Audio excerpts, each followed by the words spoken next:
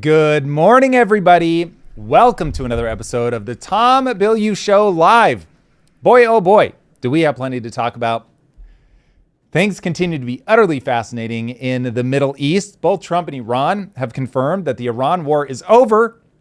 A deal has been reached, but the terms look terrible, at least from where I'm sitting. We're going to go over that. Israel denies being bound by the deal and says that they're going to retain any territory taken in Lebanon, despite the fact that the deal says that they've got to go. Claude's Fable 5 gets shut down by the U.S. government over security concerns, but I think there's a deeper drama going on there that we're going to cover. China has eliminated useless degrees. I love that.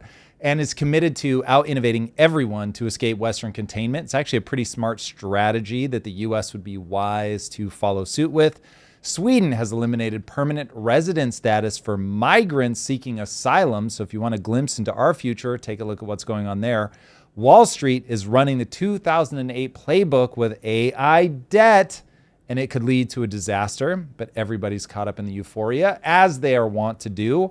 Japan continues to pull money out of the global economy, but may be ending decades of economic stagnation for themselves. So that one could actually be a good thing. All that and more, boys and girls, brought to you by Kalshi.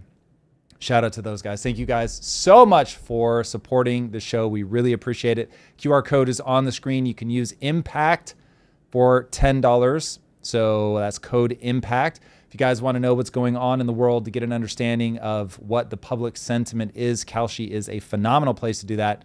Drew and I use it for the show all the time. So check those guys out. And by the way, just thank you to you guys for mobilizing with our sponsors. You guys literally crushed the deal that we did on Friday so hard with code Tom on that hot sauce.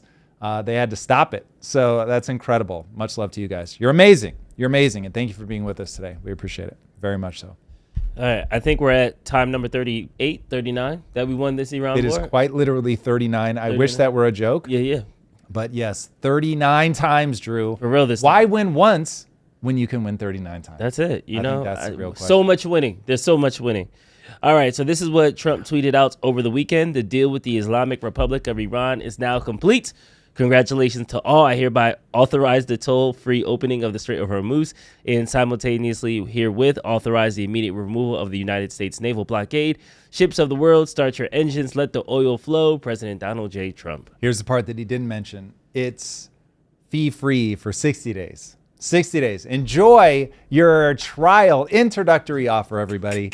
This is They turned wild. the Strait of Hormuz into a streamer. That's what they're saying. For Literally, 60 days free. literally, you guys, you get your sample, you get your taster for 60 days, but then it turns bad. I think this is a horrible deal, but let's get into the details. The U.S. and Iran have both confirmed that the war in Iran is over. We have a deal, but the question is, who is the deal good for? Did America just win or did we lose? Now, I'll give you the details of my answer, but first, I think there's two things we have to talk about. One, much of the agreement is still contingent on things that need to be negotiated. So I would not get too excited that this is all actually done and dusted. This is, as I've warned about before, the like, hey, we're going to actually finally now start talking about things. And two, at this point, it's really hard to draw too many conclusions because there are at least 3 different versions of the deal that are in circulation right now on social media that contradict each other. Trump has called one of them just outright fake news. So it's hard to know exactly what is true, but I'm going to talk about some of the deal points that come up over and over and over and do seem to be actually pretty legitimate, though, again, we're going to have to wait for the dust to settle. Okay, based on early reporting, to me, this looks like a massive loss for the U.S. and a major victory for Iran. I'll take you through some of the deal points that are being telegraphed that explain why I feel that this deal is going to haunt Trump moving forward. The big one for me is that the U.S. and Gulf states have to put together a $300 billion reparations plan to rebuild Iran. Now, I'm sure that the U.S. is going to try to make some or all of those dollars go to U.S. contractors, but this to me reads like an admission of guilt. These guys are just saying, yeah, okay, listen, yes, we bombed the shit out of you. We broke a bunch of your stuff, but don't worry, we're going to pay to clean it up. That is wild. And Trump is nonetheless obviously going to try to spin this as, no, what do you mean? This is all good. This is all fine. And the dollars are going to us. And it's one of those things that will be so grotesque. I don't know if that's the right word, but that if it actually ends up being something that we make a lot of money on, there's something so weird about that. I will hate that even if it ends up being financially good for the U.S. But nonetheless, to me, when you look at this is the U.S. negotiating from a position of weakness, not from a position of strength. They are just trying to get a deal done. Also, keep in mind, all of that has to be negotiated. And if I'm Iran, I'm not like, yeah, just send in a bunch of U.S. people into our country that I'm sure will all be spying on us to the nth degree. They're going to want to wall that off. They're going to want the dollars to be just completely no strings attached, just give us the money. And so that's another one of the things that's going to be debated until the end of time. So we'll see how it all plays out. But again, that one to me just feels like a straight admission of guilt. Second, all of the nuclear stuff is still up in the air.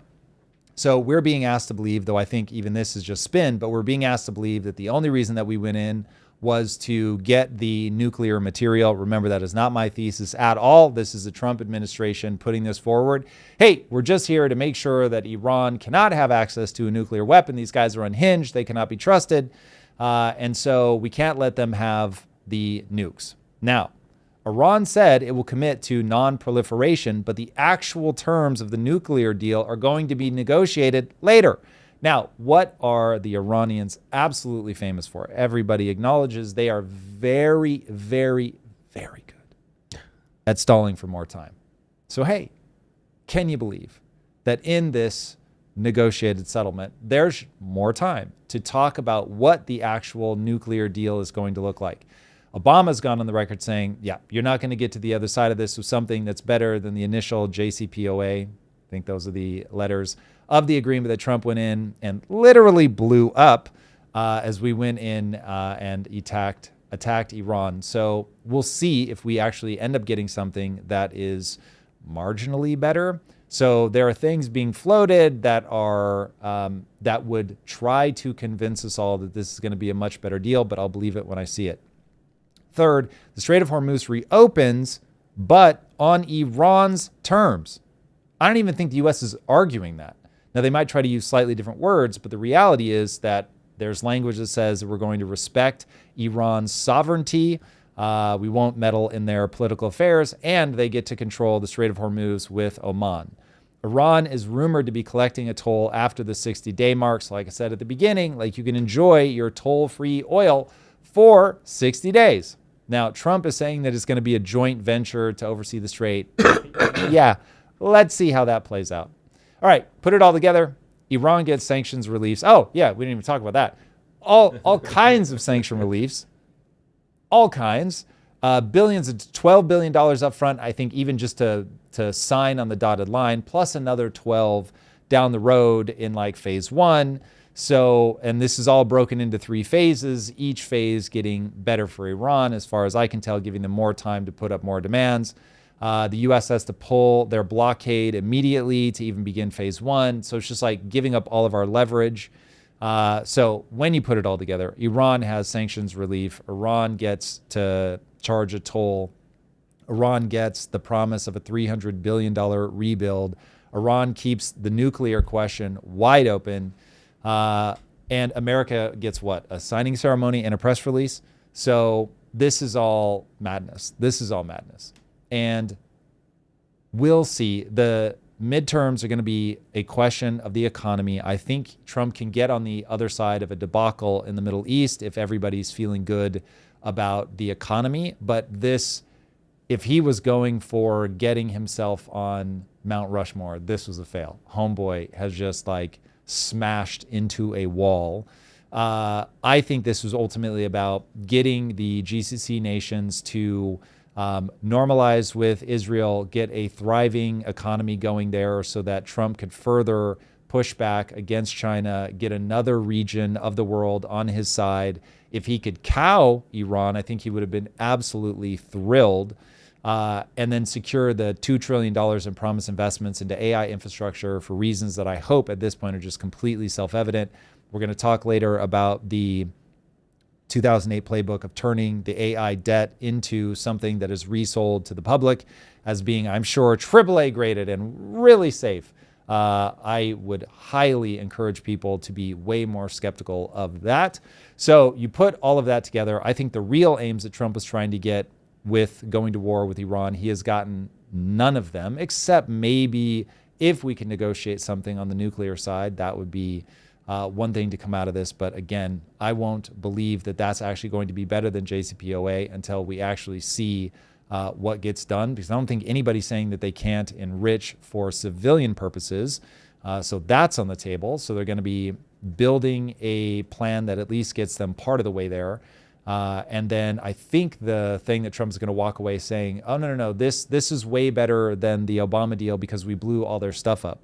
But if they don't have any more restrictions in terms of just oppressive monitoring regimes to make sure that there is no way that they could be enriching or even just purchasing from another country, like if there isn't something just hard and fast that makes that impossible to do, even secretly, I don't think that you're in a better position. So all the things that he is drum beating that he wants to get are up in the air, and things that would have made this just an obvious win did not come to pass. So I think that now whatever money was going to be coming our way in terms of investments, a large portion of that is going to go to defense of the GCC nations, is going to be put into this reconstruction plan. And then are we closer to normalizing relationships with Israel? I would say we're probably farther, especially if Israel now remains the one sticking point by refusing to adhere to any of the deal points that include their name around Lebanon. They're saying flat out, we are not subordinate to the United States. We are not beholden to the agreement that they are putting together with Iran. And so if one of the negotiating points is, hey, U.S., you've got to make sure that you get Israel under heel. You've got to get them out of Lebanon. And then they refuse. They keep bombing. Iran, via proxies or directly, is bombing Israel, and that just keeps on going, then I could see this all turning into literally nothing. So we'll see. Is it a signing ceremony? Do we even get that far? If we get to the signing, do we get to the other side of this with a deal that Trump can walk away from saying this actually was good for America in a way that people will actually agree? I would say less than 10% chance. So if he can pull it off, I'll celebrate. But boy, oh boy, do I not see that coming.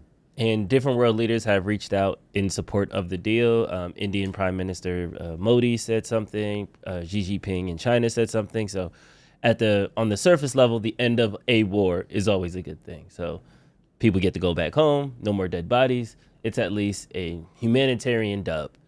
Now when we get into the paperwork, into the financial aspects of it, to your point, it does seem like America is giving a lot and we're losing a lot in that way.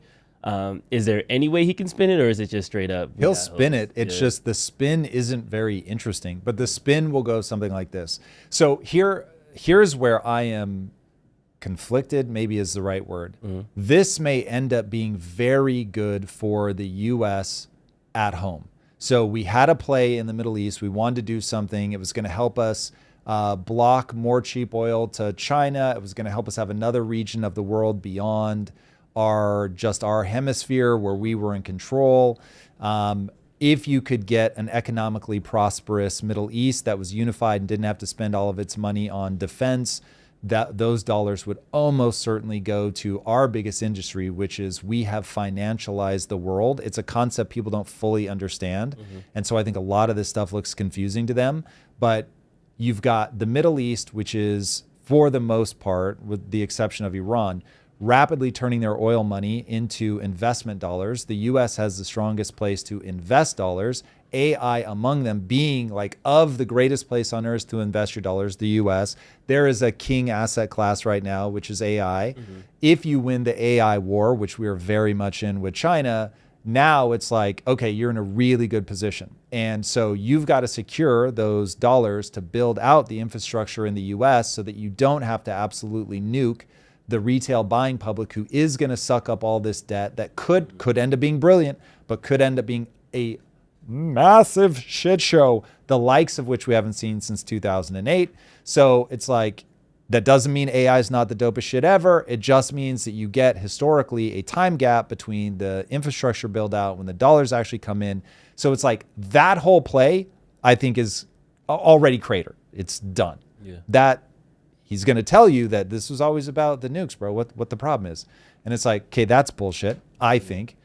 So the very thing he was trying to do fails. Cover story, maybe he gets a little bit. Okay, but now the sort of gross part is he'll have a cover story. I don't think it will get him very far, but he'll have a cover story about the 300 billion probably going largely through U.S. contractors. He'll at least make that play.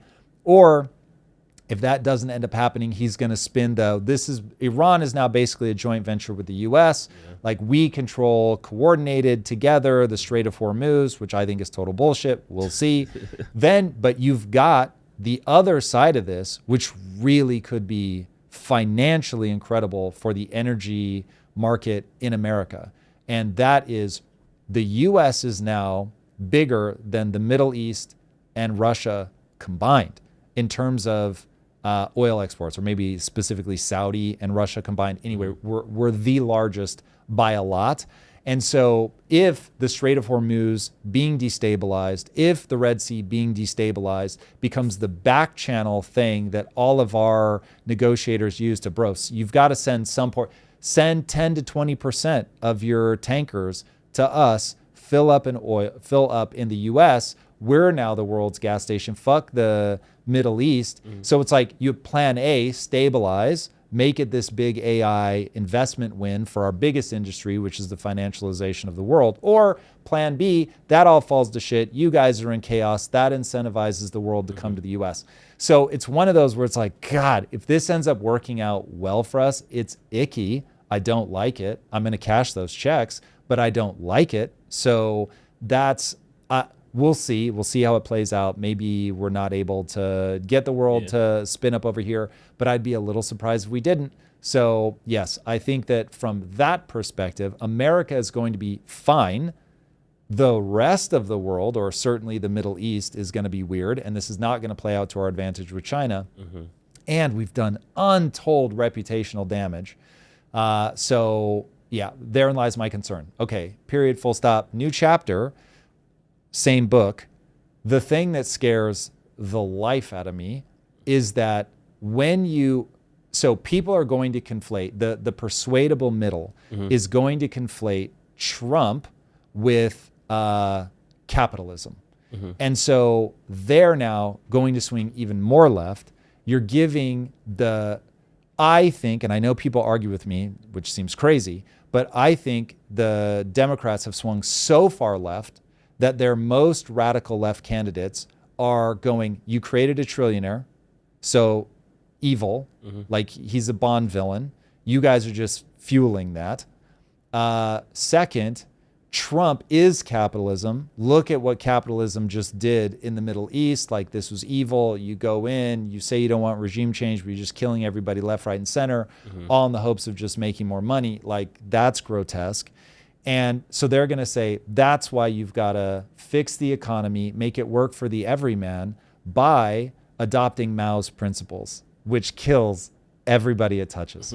And so I'm just like, it is this magic trick of rhetoric that is not connected at all, but is going to push people farther left. Yeah. And then you also have what I consider to be a mind virus, which is this idea that the Jews run the world.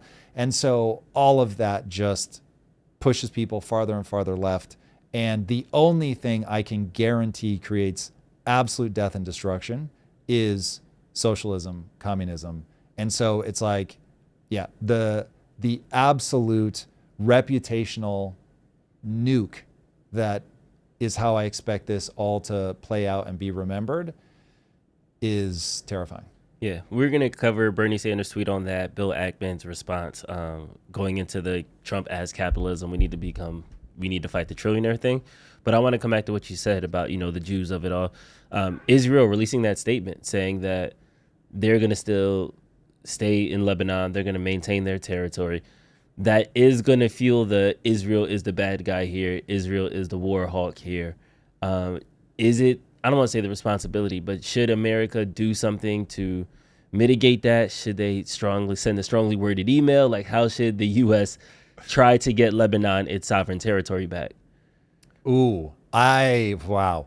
I don't think the U.S. cares at all about sovereign territory in Lebanon. And honestly, I think we have to stop caring. So our days as the world policeman need to be over. Unfortunately, this is how empires die. They get overextended. This stuff stops working. I have a feeling that what just happened in Iran is going to be remembered as our Suez Canal moment. This was exactly the thing that people plant the flag. It's always hard to say when an empire died, but you plant the flag in terms of the England Empire or the British Empire having died when they were unable to secure the Suez Canal. And so we've, I think, just had the same moment play out in the Strait of Hormuz. And so it's like, yep, America's ability to police the seas, that ceases. And so America's not what it once was. I think that is just, America stopped being what it once was when we outsourced all of our manufacturing to China. And I don't think people realize that. And that shit played out in the 90s and the early 2000s. So like that ship has sailed. America has got to re-find its footing as a manufacturer. And so the fact that we're in this weakened position means we don't get to have, I mean, we can have an opinion, but it's like, what are we really going to do to try and go in? Are we going to fucking get back into a hot war with Iran? Like, how many times do we have to lose that hot war before we go, Drew, if you're not going to do total warfare, you can't win, period. So whatever the fuck you were going to do, if you cannot pull it off economically, you're not going to win. Russia couldn't take over Ukraine. U.S. couldn't slap Iran around. We couldn't win in Afghanistan. Jesus Christ. So it's like the only way, I would like to refer everybody to World War II. And this is going to become a big part of my thesis and something that I talk about a lot. All eyes on Japan. Okay, so we go into Iran. We try to like blow enough shit up that they'll be like, fuck, we got to chill. It doesn't work. It didn't work in Iraq. It didn't work in Afghanistan. It didn't work in Iran. It didn't work in Vietnam. The reason that these things don't work is because, thank God, we don't just kill everyone. But if you would like a reminder, since we ran the experiment, what does it look like when you kill everyone? So we go to Japan, we drop the first nuke. They still didn't chill the fuck out. So we dropped another one with promises of like, do you want 3 and 4? And so they unconditionally surrender, okay? They unconditionally surrender. We occupy the shit out of their country. We just occupy it. You're going to do what the fuck we tell you to do. We're going to disarm your police force, everything, dude. We occupied the fuck out of Japan. Flash forward 40 years later, and they are the biggest economy on planet Earth. They're threatening the U.S. in ways where the U.S. is like clutching their pearls. Holy shit, where the fuck did you guys come from? And they came from, you rebuilt us with like, you just told us we had to be capitalists. And so we just beat you at the fucking game. So the asymmetric warfare, the like, fuck, we don't want to kill too many people, ends in quagmires. The slow trickle of lives lost, horrific numbers, bad for the economy, bad for them, bad for us, just bad, civil war, horrific, destabilization, nasty, total warfare. And if you go in with the right economic principles, they'll come out the other side way better. That is not a justification for war. I want to be very fucking clear. Understood. But that is when you don't get unconditional surrender, you get only madness. And so, like, I don't even know what we'd be thinking about trying to go into Lebanon and say, like, do some shit. The reality is Israel has to accept you guys are going to be, quote unquote, mowing the lawn. That's what, or cutting the grass. That's what they call it, forever. And so one side, they'll either be stuck in that, Drew, literally forever, or one of them will kill the other so dead that they stop fighting. And then, only then, on the other side of that, will one culture win, and then they can move forward. But dude, much to my dismay, God saw it fit to make human psychology such that without complete and total acquiescence, you fight forever. Yeah. And so we live in an age where cameras are everywhere. People do not have the stomach. Thank God, thank God, thank God, to just kill each other into oblivion. So we do this like slow trickle, stalemate, quagmire bullshit. Yeah. All right. So that was the geopolitical angle of it. The economic angle, Trump pretty much got fleeced. This is $300 billion, half a trillion on the war itself, all in. As a budget deficit, one issue voter or primary issue voter is financialization of the economy, make sure we get under the debt, making sure we stop money printing. I feel like this didn't help that. This did not help that. Yeah, this didn't help that. So was the juice worth the squeeze? No, Jesus Christ. This was right now. This is a catastrophic error that I think is going to be remembered as our Suez Canal moment. It's like, okay, cool. We needed a thing to be like, see, proof the American empire is done. It's done. Jeez. So now it's like, get your attention back where it matters. You have a coming economic war, which I hope stays economic, but you have a coming economic war. You're in an economic war with China. Mm-hmm. You try to kinetic play in the Middle East to help win that war, that economic war with China. It did not go well. You are now in a worse position than you were unless the oil thing pays off so much to the U.S.'s benefit that we come out ahead. But now, I mean, our oil is not nationalized. We don't have a sovereign wealth fund. That would just make Exxon, Mobil, BP, and those companies have record profits. Thank God. You do not want that money in the hands of the government. No way. No, but I'm just saying that in the sense of, is that a net good for the U.S. just when U.S. companies are doing good through this, though? I mean, sort of. Yes, it is a net good because we employ Americans. But if you really want to make it the kind of net good that you're rightfully wanting, you have to stop spending $1.58 for every dollar that you bring in new tax revenue. So we will be in the same situation if our economy grows slower than our debt, which right now is true, has been true for a very long time, and shows no signs of letting up. If you, however, balance the budget and then grew your economy, it would be a boom. It would be like the 1920s without a coming crash. We won't do it, but like if you want to know what it felt like in the 80s, balance the budget. Balance the budget and get increased energy revenue. Oh my God. And spending $500 billion on a war won't balance that budget. No, it will not. Let's go to Bernie Sanders' tweet that brings up the trillionaire, because I do agree with you. The persuadable middle is feeling a type of way about this trillionaire status. Not everybody's celebrating. Yeah. So Bernie Sanders' tweet, and then we'll read Bill Ackman's response.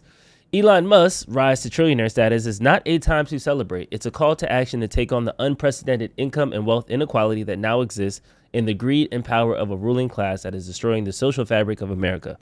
Our democracy cannot survive when one man who contributed $290 million to get Trump elected becomes $700 billion richer since Trump's election. Our economy cannot sustain itself when one man owns more wealth than the bottom half of our society, when 60% of our people live paycheck to paycheck, when we have the highest rate of childhood poverty of any major nation, and when our kids will have a lower standard of living than their parents. This is not just about wealth, it's about power. Musk and his fellow oligarchs want it all. Together we must fight back. We can and must create an economy and a government that works for us all, not just Elon Musk and his fellow billionaires. Bill Ackman, fellow billionaire, chimed in, Bernie Sanders, it is a time to celebrate. Elon Musk has created enormous value for society by building SpaceX, driving down the cost of rocket launches, and creating a global satellite communication network that has brought high-speed, low-cost internet and communication across to hundreds of millions and eventually billions of people, along with critical advantages of our military and our nation's defense. SpaceX and its technology will cause an acceleration in the growth of wages and wealth creation globally, including some of the poorest communities in the U.S. and around the world. SpaceX did make 4,000 new millionaires, and a majority of them are in like Hawthorne, California, so I do have to give credit where credit is due. Back to the tweet. Access to low-cost, high-speed communications everywhere will allow children around the world to be educated, families to build businesses, and life-saving medical knowledge and care to be available everywhere. SpaceX will materially bring down the cost of compute, advancing AI and humanity. Meanwhile, 4,000 SpaceX employees yesterday became millionaires, including hourly wage employees. 4,000 SpaceX employees became millionaires. It's wild. There's some insane number of them that have walked away with 100 million. Now that's on paper, but still, it's pretty incredible. So look, I don't know that we have to go through the litany of things that Elon has done well. There's just a core concept that I find utterly fascinating when I read the Bernie tweet. So Bernie has two threads that he's pulling together, and both threads are important to debate. But when he weaves them together as if they are the same phenomena, that's where I go absolutely crazy. So what he's confusing is Elon becomes a trillionaire by creating value. Let me say that one again. Elon becomes a trillionaire by creating value. So he does not become a billionaire by stealing tax dollars, for instance, reallocating wealth. He becomes a trillionaire by creating things that people say are so valuable that they want to own a piece of it. And that theoretical, like desire to own a piece of it, because it's all theoretical, but that theoretical desire to own a piece of it theoretically makes him a trillionaire. Okay. So you've got one guy creating a ton of value, and Bernie is framing it as if he has stolen something. Okay, that's nonsensical. The only reason that we have tax dollars at all, full stop, the only reason that he can redistribute anything is because there is a very, very, very small group of people that are extraordinarily good at creating value. Elon Musk is, as far as I can tell, the greatest person at creating value of any human that has ever lived. And so, as such, you would expect that this is a person that would be the richest person on earth. And so the fact that their theoretical wealth is over $1 trillion should not surprise anybody, because you get to be alive at the same time as the person who is the best at creating value. Now, Bernie is missing a very real piece that exaggerates his theoretical wealth, which again is only wealth in theory. And that thing that theoretically exaggerates this money, or exaggerates for sure the theoretical money, is that when you deficit spend to give people free shit and allow fraud, waste, abuse, when you deficit spend to do those things, you create an inflationary price tag on those assets, because anybody who understands the economy knows I must hide from your deficit spending. I must hide my money. And when I say hide your money, what I mean is you take it out of cash, just to put it really bluntly, and you put it into an investment vehicle where the price is likely to, at a minimum, simply go up with inflation. And so now, cool, if you guys want to spend $1.58 for every dollar that we bring in tax, which is what we currently do, then I'm going to be sheltered from that by being in assets. Now, the more people that wake up to the need to do that, then you create like an inflationary cycle of all this stuff. And the stock market becomes completely unintelligible from like fundamental economics, or I should say fundamentals of the business, so that traditional historic rates between what people are willing to pay to own a piece of it and how much revenue they generate has just become completely untethered. Now, when you must factor in two things to make that make sense. AI has gotten people very euphoric about a future scenario, and inflation, deficit spending. If you take either of those two things out, the valuations make no sense. If you take those things out, then Elon isn't a trillionaire. And so it is a very surreal experience to read his tweet and both agree our economy cannot sustain one man having as much net worth as the bottom half of the country. He's right about that. But the thing that causes it, he's wrong about. And the thing that fixes it, he's wrong about. The thing that fixes it in his mind will actually exacerbate that dramatically. And so it's like, fucking hell. And this is why I honestly would, this is me on repeat, because these guys are on repeat. They keep saying the same fucking lie. Now, they're either evil or stupid. Either one of those is completely unacceptable. And so every time they bring this shit up, I have to walk back through the same thing about how we end up with the valuations that we end up with. And they make out like Elon is a king of old who has stolen his wealth through conquest. And that, like Scrooge McDuck, he's got a vault with like a whole bunch of gold coins in it that he seized from people. That isn't how Elon did this. The very fact that America, which basically exists only on financialization, the reason that that's doing so well right now is because one guy is disproportionately good at creating value that other people are able to take advantage of. And so the fact that he does not understand that, the fact that the things that he champions will destroy that for other people, like to take out Elon Musk, you got to nuke everybody. It's fucking ridiculous. Okay, a couple of follow-up questions.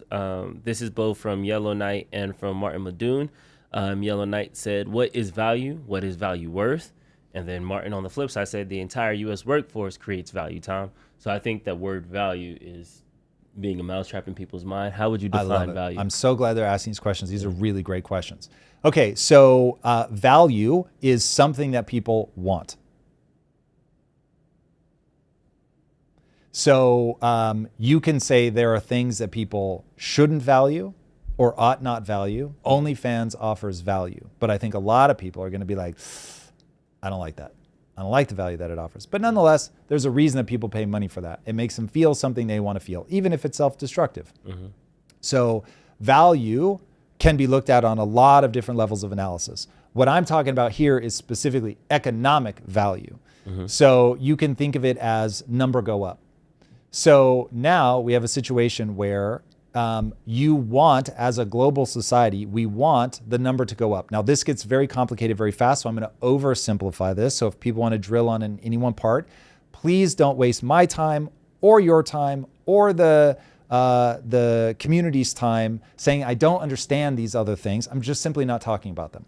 So when you think of number go up as economic value, the world wants number to go up. The reason we want number to go up is that feedback loop of I'm getting richer puts people in a euphoric position. It makes them work harder, engage, be optimistic. Things just feel better. People are less violent. They are less downtrodden. This is everything in the world is about managing people's psychology.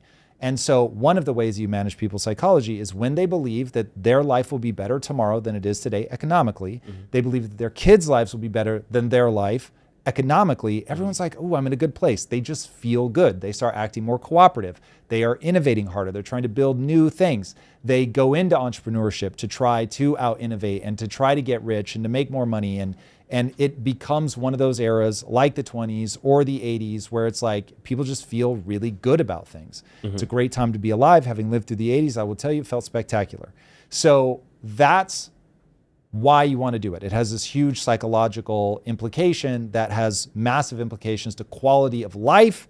And when you think about being somebody who's oriented towards a thriving middle class, that's what I'm really getting at. People just feel that jubilance, the want to grow, to lean in, to work hard, to believe in the future, to invest in the future, to invest in their children, yada, yada, yada. Okay. So now how do we determine what is valuable? It's what people are willing to pay. So there are a whole lot of things that go into determining how much somebody's willing to pay for SpaceX.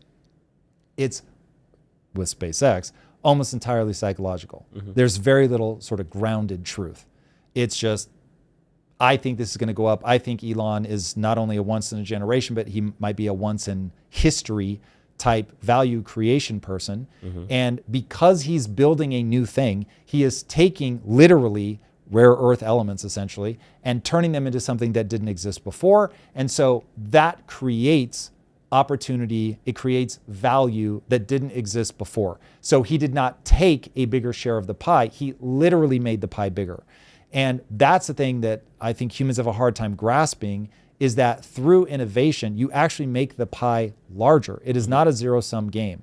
We are making the pie larger. So that's where, if you don't understand that part of it, that when I say value creation, I'm talking somebody that turned a 0 to a 1. And it's, I guess where a lot of people are coming from is that we were talking about it like in the Discord, the equivalence between like a million, a billion, a trillion. Like a million seconds is 11 days, a billion seconds is 31 years, a trillion seconds is 31,000 years. So it's one of those things where it's like $1 trillion of wealth. While yes, that's a massive amount. Yes, that's awesome. There is something to, you can't spend that in one lifetime. There is something to, how do you pass that on? You could spend $1 trillion in a long weekend. People that say that are so economically retarded that argument drives me fucking bananas. So when you start thinking, you yourself said that we spent $500 billion on 2 months of war in Iran. So it's just a scale question. We have $39 trillion just in debt. So we spend $1 trillion a year in interest, more than $1 trillion a year in the interest. So this is what I'm saying. You could confiscate 100% of Elon's wealth. It would do fuck all. Yeah. No, but I mean, from Elon's perspective, do you think Elon can spend $1 trillion in a weekend? If you Of want? course. Okay. But see, first of all, well, dude, it is a lot of rockets. This guy, oh God. So I really want to know, Martin, literally fuck off. If you're, no, go back. Martin is getting called out, and any dumb motherfucker that posts a shit, it's so stupid. Martin, say why I have lost the script. Say what the script should be. I'm all for criticism, but to just say Tom is dumb, or who was the other moron that was saying Tom is bought by Israel? Do tell. In what way? Like, explain what it is. Like, get specific, motherfuckers. I walk you guys through cause and effect all day. Return the favor. So if you have the cause and effect of where the problem is, I will happily walk through it. And by the way, if you're right, I will immediately update my thinking. It's just a waste of time.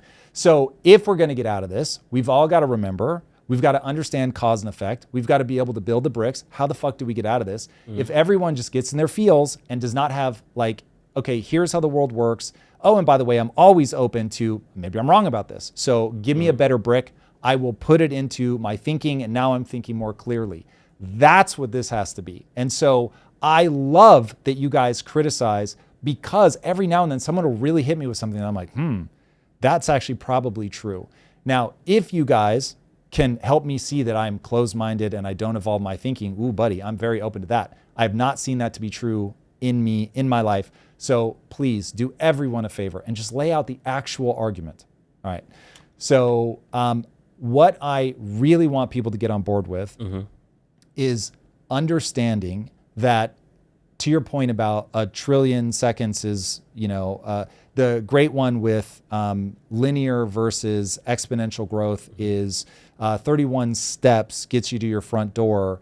31 exponential steps gets you like to the moon and back 72 times or whatever. I mean, it's just crazy what a difference it is.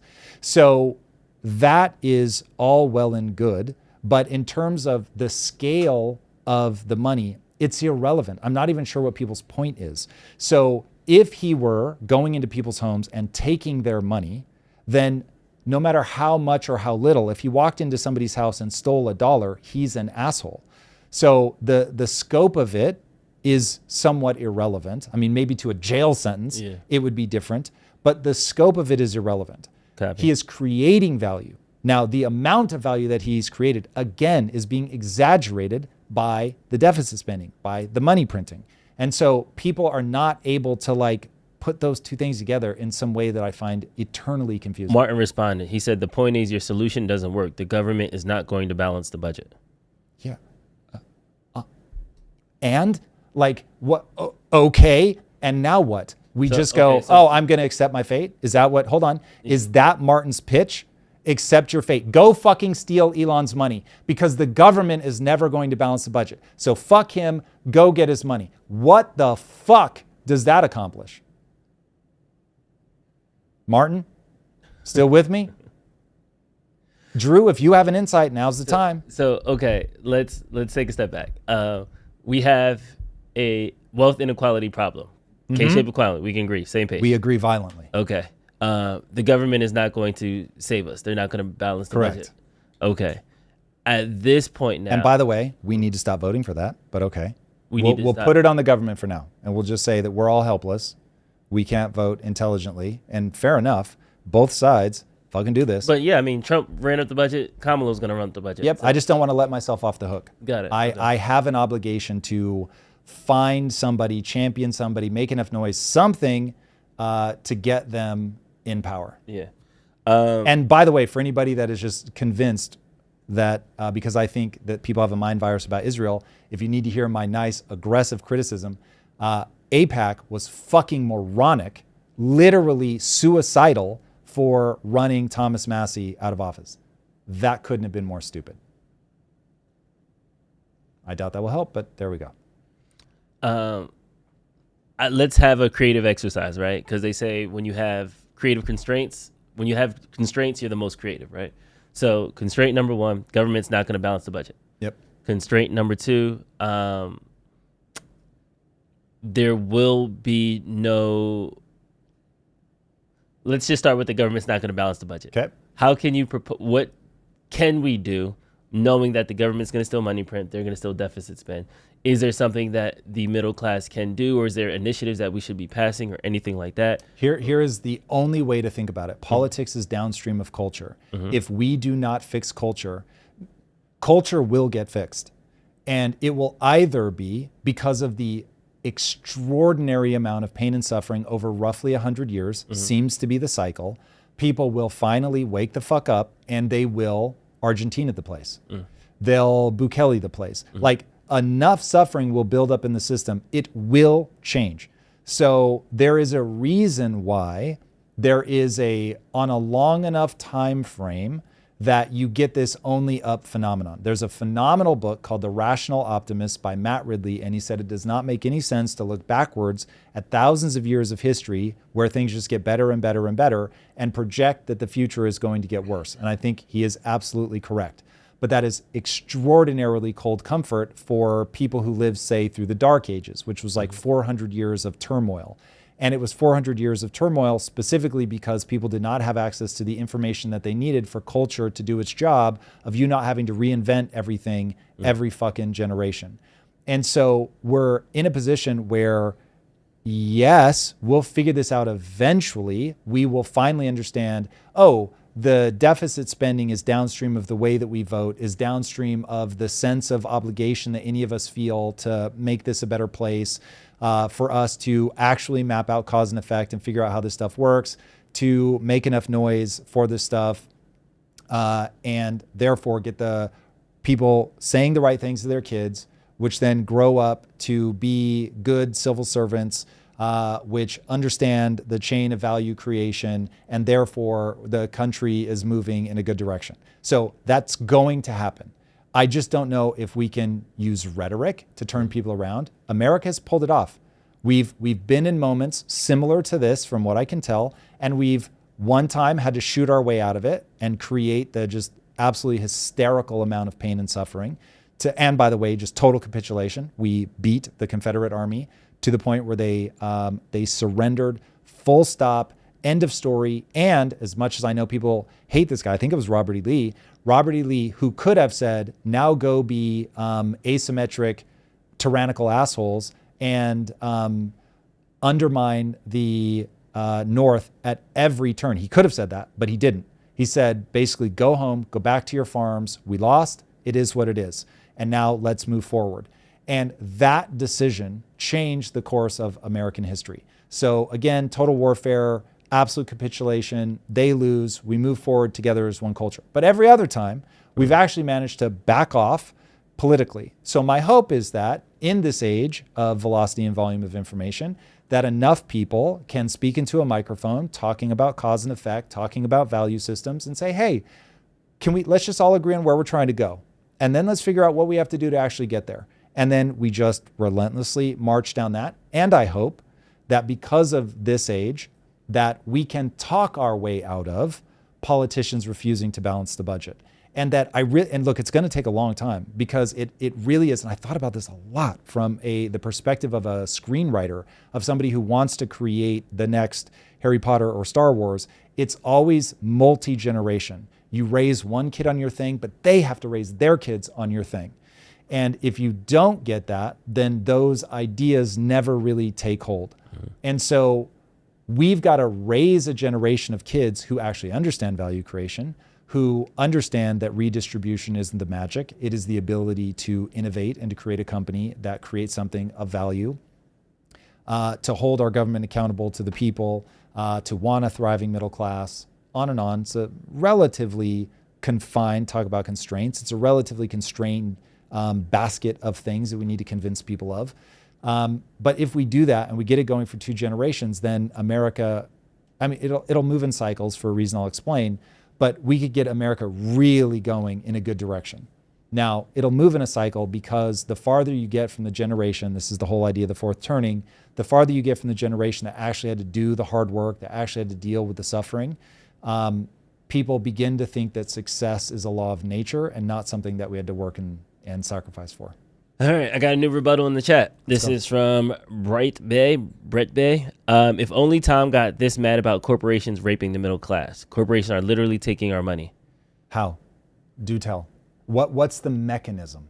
Because I can explain the mechanism of how the government is taking your money. In fact, I'll step into his argument. I'll give the best version of that argument that I think is real. Mm-hmm. Okay, Tom, the thing you're not being honest about is the American worker has become so disempowered that the corporate overlords, they can charge or they can pay themselves these just comical sums of money. And because they have so disempowered the worker, they'll probably cite unions. They would be wrong, but nonetheless, they'll cite them because they've broken the backs of these unions, because they're so in bed with the politicians. Look at how much money Elon Musk paid to get Trump into office. Look at how much people like Reid Hoffman put into politics.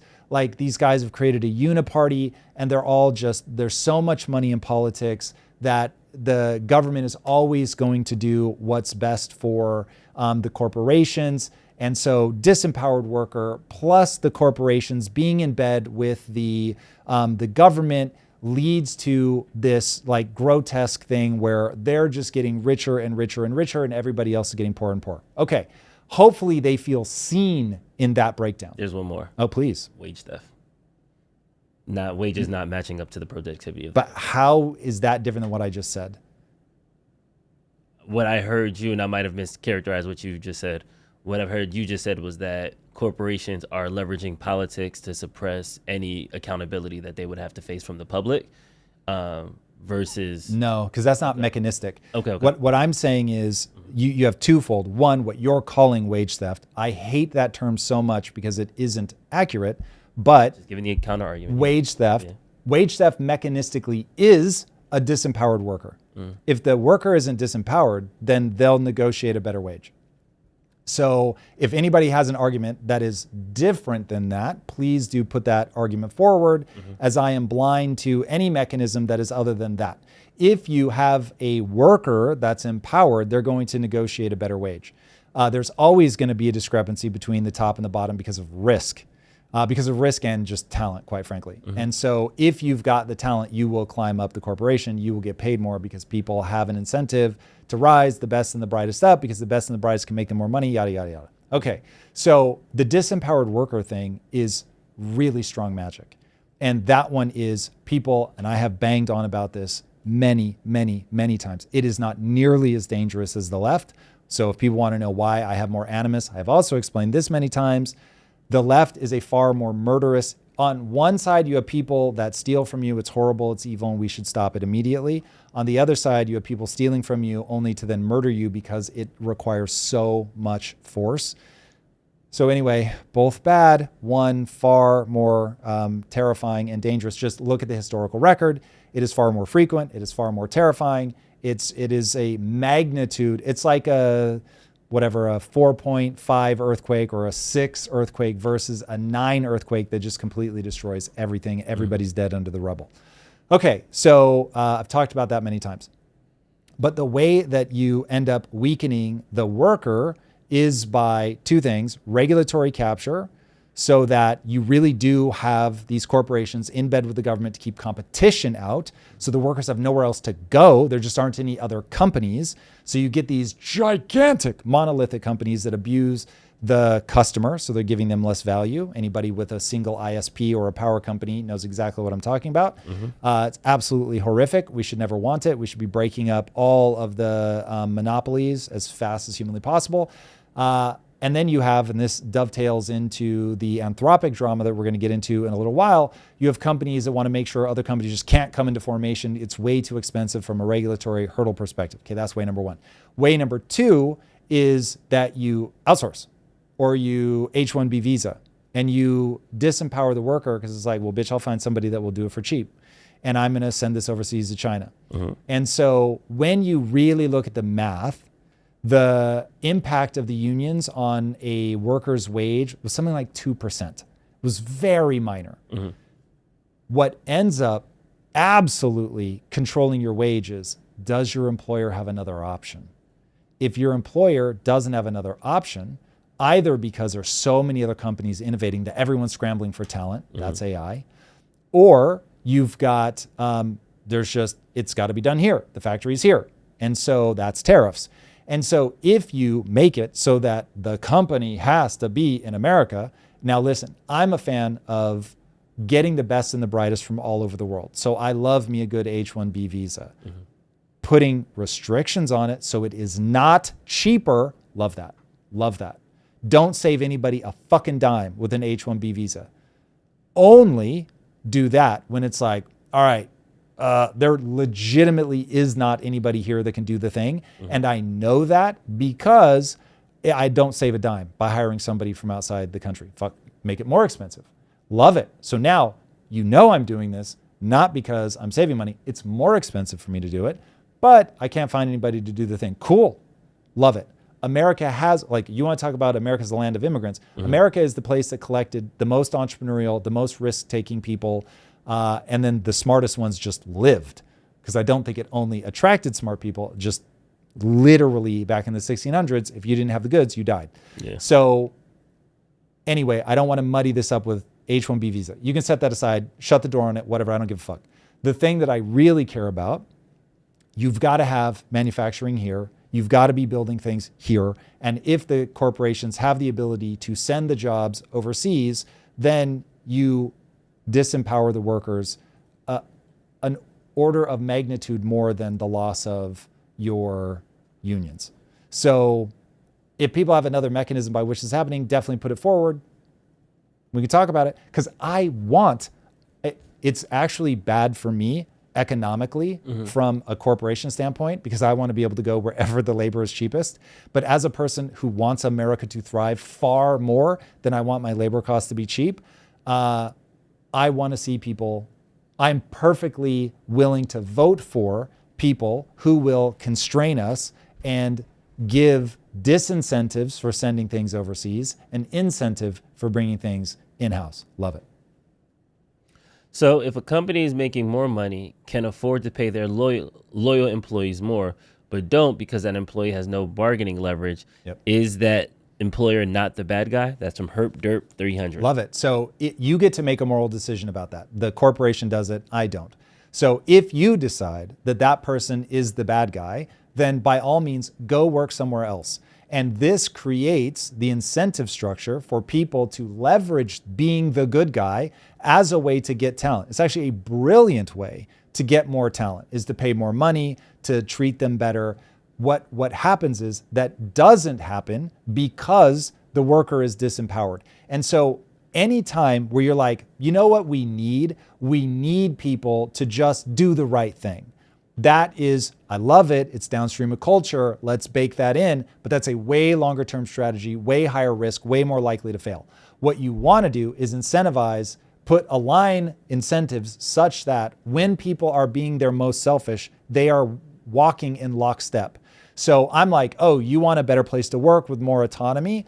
Literally, impact theory is one of the best places on earth to work if you want autonomy. I don't want to micromanage. I do not find that it's very useful. I leave people to do what they want. Now, for people that don't thrive in that environment, this is a terrible fucking place to work. But autonomy is one of the ways that I attract smart people, because I'm like, I'm not going to be in your shit. I'm going to let you do your thing. Paying people more money. Dude, look at what's going on in AI. You've got people with $100 million salaries in AI. That's wild. So that's them trying to throw money at the problem. So make sure, if you care about more and more money, that you're going somewhere where it's highly competitive, where the person with the talent is in a position of power, and that you actually have the talent to justify that negotiation. I want to ask a base assumption question. Do you think that everybody should have some type of entrepreneurial endeavor, whether it's a side hustle, it might not be their 9 to 5, but people should know how to make money independently? That's very different. So entrepreneurial side hustle is about knowing how to make money independently and having a huge risk appetite. Okay. Most people do not have a huge risk appetite. Do I think that people would like their life more if they obsessively acquired high utility skills? Yes. That's the entire first phase of my life as a YouTuber, was trying to convince people, which by the way, I still believe all the things that I said. I just don't talk about them very much anymore for reasons I've explained 1,000 times. But acquire skills. Get so good you can't be denied. Yeah. Get so good you create fear of loss in your employer. Now you're in a good position. So that, like, people should be obsessively focused on that. But right now in culture, they feel like they're being taken advantage of when their boss wants them to get better. That's wild. And Tim Dillon, who I find very funny, and he's very smart, but I saw something he recorded on us maybe back in 2023, and he was saying that he fully supports that workers realize that corporate America is a scam, and therefore they're doing as little as possible, and just trying to make as much money as possible by, like, using, he was talking about woke tactics, using woke tactics to terrify their boss to get more money for doing less work. And I was like, holy Jesus, if you can't see how poorly that plays out over a long enough time frame, when you've got China doing the exact opposite and proving the moments in history when a dictatorship is worth its weight in gold, because you can just tell people you can't get that degree in college anymore. It doesn't exist because those are low utility degrees. So all of you are going to be focused on engineering or whatever. And we're just going to subsidize industries. We're going to take from taxpayers and we're going to subsidize the industries we have decided are in our best national interest. Now, put that country up against a country that's doing the exact opposite culturally, where it's like, hey, your corporate overlords are evil. Essentially, they're doing wage theft on you. You might as well do wage theft on them and do nothing and try to get more and more money for it. That will be the death of this country. Cool. Ryan, anything I missed in the chat that you see? Nothing that you didn't already bring up. I think you hit most of chat's points. Cool. Let's do some super chats. Yep, we got two. First up from Marussia Dark, we have, I'd like to propose the term K-shaped attention economy to describe the simultaneous rise and popularity of both long-form and short-form content, but how their audiences seem to diverge with little overlap. Thoughts? Damn. Marussia. Damn. You might be onto something there. So I engage with both types. My hope is that most people do, but I could be wrong. And there is certainly something that we need to be very careful of. So Lisa and I were watching somebody color with a glitter pen yesterday. And I said to her, this is why there's no more Harry Potters being developed, because you're in competition with people watching somebody color with a glitter pen. And it was both, this is how my wife and I are choosing to spend our time right now.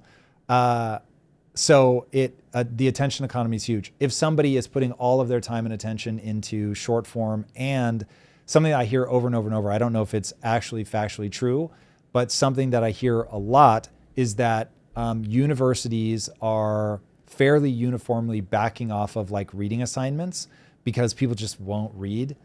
That's wild. If that's true, that is a level of devastating that I don't quite know what to do with. But then as I was thinking that thought, I thought the number of times I've told somebody who gave me a physical copy of their book, like, you need to tell your publisher to get this on Audible because I will listen to it. I'm not going to sit down and read it. Now, for me, that's an efficiency thing because now I can take the information in as I'm cooking, brushing my teeth, eating in ways that I can't with a physical book that I have to hold or just walking around. So there is something there, and people need to be very, very careful. And I worry that Marussia is correct. Patrick Wrightson for a $50 super chat. Let's go, Patrick. Damn. Let's go, Patrick Racing. Nice to see you, brother. Patrick says, crabs in the bucket. Man, it's honestly sad to watch. Reminds a lot of the now famous bottom quintile tweet, Wayne, except lately it seems like most of average humanity has bottom quintile perspective. Thank you for pushing back on it, Tom. Yeah, so I love America. I love people. When I say America, I do mean both the country and what I call foreign-born Americans, people that have the entrepreneurial spirit. But I love America. I want to see it do well. I want to see the middle class thrive. I'm on some weird arc. I think about this a lot. I'm going to be on my deathbed, depending on when it happens, and have a very weird conversation with myself. And it's going to go something like this. You wanted to tell stories, but you kept like doing side quests. Why do you keep doing side quests? Why not just stop everything and tell those fucking stories? It's very weird. But there's always some part of me that feels like a thing that I'm approaching is so important that it's worth postponing, partly because I do get a profound sense of meaning and purpose from doing it, and partly because I think that it matters so much. And I'm always trying to make sure that I leverage the things that I am uniquely good at. So yes, I'm trying to phase one, apply my mindset skills, which I still think are the thing. Every time I say this, people are like, this guy's a fucking narcissist. Sure, fine. I'm goated on mindset. I am goated on not letting my own mind fuck me up. And so I spend a lot of time trying to give those ideas to other people. Take them or not, man. Take them or not. They work in my life. And then right now, I feel like this idea of cause and effect is worth just really going ham on. But boy, is it delaying my telling of stories. Yeah. So Patrick Wrightson, thank you, man. Very kind. What a wonderful gift your continued string of super chats is. Thank you so much for the endless support. All right. We got to hop into this AI back and forth. I kind of want to start with David Sachs' tweet. It's a bit long, but it kind of shows. Hold on. Before you go into that, you have to we have to set the stage for what the fuck just happened, because he's responding to what happened. So let me give you what just shook down. Claude's controversial Fable 5 model got shut down by the U.S. government over security concerns. Okay, now there's an official narrative, and the official narrative is that Mythos, so that Fable is actually a subset of something called Mythos. Now, Mythos, by Anthropic itself, was deemed too powerful for public consumption. So they're like, holy shit, this is finding flaws in code bases that have been there for decades that nobody noticed, and they will get exploited immediately by Mythos. So we've got to be very careful. So they went to the government, they went to a bunch of corporations, and they said, listen, we're not going to release this. We're going to water it down, but we want you guys to be aware of these holes in your architecture so that you can fix them. So then Anthropic, a little bit later, waters Mythos down into Fable. Now, Fable was supposed to be the safe version, but one of Anthropic's own investors discovered a way to jailbreak and unlock some of those features that Anthropic themselves said were too powerful for public consumption. So then the government goes to Anthropic and says, hey guys, please fix this. According to David Sachs, they refused. Now, as far as I can tell, Sachs is the only one that has credible insider information that's saying this. So we'll see in the fullness of time if this ends up being true. But nonetheless, Sachs is saying that they refused. He was bewildered by it. He couldn't understand why they would do it, why they would say, hey, this is really a problem. This is way too powerful. We can't release it. Oh, by the way, we've got a good version. It can be released. Somebody else says, hey, this thing, I can jailbreak it and get back to those features. And then for some reason, they're saying, no, that's really narrow scope. It isn't a problem. Let's just keep going. So now the U.S. government, this is all the official narrative, is saying that we're very confused why you would say that. So they send them a letter from the Commerce Department citing national security issues. They immediately, the government says foreign nationals cannot have access to this. Okay, so we're putting export controls. Now, because Anthropic could not filter its users based on where they were geographically fast enough to comply, they just pulled the entire model down for everyone. Okay, that's where we're at. Now, I think there's a very different read, which you're going to hear a little bit of a flirtation with in this, and then I'll come back and give you my breakdown of what I think is actually going on after we hear from David Sachs. David Sachs, crypto czar for the White House and AI czar. I've had a number of conversations with folks inside and outside of government about the current situation with Anthropic, and here's what I believe to be true. As we know, Anthropic publicly released its Mythos class models earlier this week under the commercial name Fable. Fable is Mythos with guardrails, but if those guardrails fail, then you can expose Mythos and its advanced cyber capabilities to people who shouldn't have them. Keep in mind that Anthropic itself widely promoted the idea that Mythos was a cyber weapon and needed to be regulated as such. They asked for government regulation to meet those and champion the guardrails on Fable. If there is vulnerability, big or small, it's Anthropic's responsibility to patch. A highly credible, trusted partner of both Anthropic and the USG, who was testing Fable, came forward with a jailbreak of those guardrails. The admin asked Dario to fix the jailbreak or de-deploy the model. Dario refused. In their blog post, Anthropic defended his decision by saying the jailbreak isn't serious. This is not what the trusted partner in the USG believed, nor is that kind of minimizing language consistent with Anthropic's brand as the AI safety company. It's difficult to fathom how they could claim a jailbreak allowing operability of a cyber weapon could be defined as not serious. In the past, Anthropic has always said that safety must be top priority and taken super seriously. In this case, Anthropic prioritized the continued offering of the consumer model over safety. In reaction, the administration issued the export control. The admin did this reluctantly. It's been very surprising that Anthropic hasn't wanted to cooperate with a reasonable safety request, i.e. fixing the jailbreak issue. Anthropic's reaction is very much at odds with their branding and ethos as a safe AI research company. The admin's hope now was that Anthropic remedies the safety issue, the export control is lifted, and Fable goes back into general release. The admin wants all of this to happen as soon as possible. Is frankly bewildered that Anthropic hasn't wanted to comply with safety requests that it previously said were its highest priority. Those trying to misdirect and tie the section to the prior DOW Anthropic issues are wrong. The admins value Anthropic's technical capabilities and feels that this issue, while serious, should be easily resolved. The ball is in Anthropic's court. Okay, now I want to be very clear that I don't have any insider information, so this is me speculating wildly, but there is tons of behind the scenes drama on this whole thing that make me think that there's really something totally different going on behind the scenes of what we're being told. And so I think the real story goes something like this. Anthropic is in a battle with the US government over regulatory capture.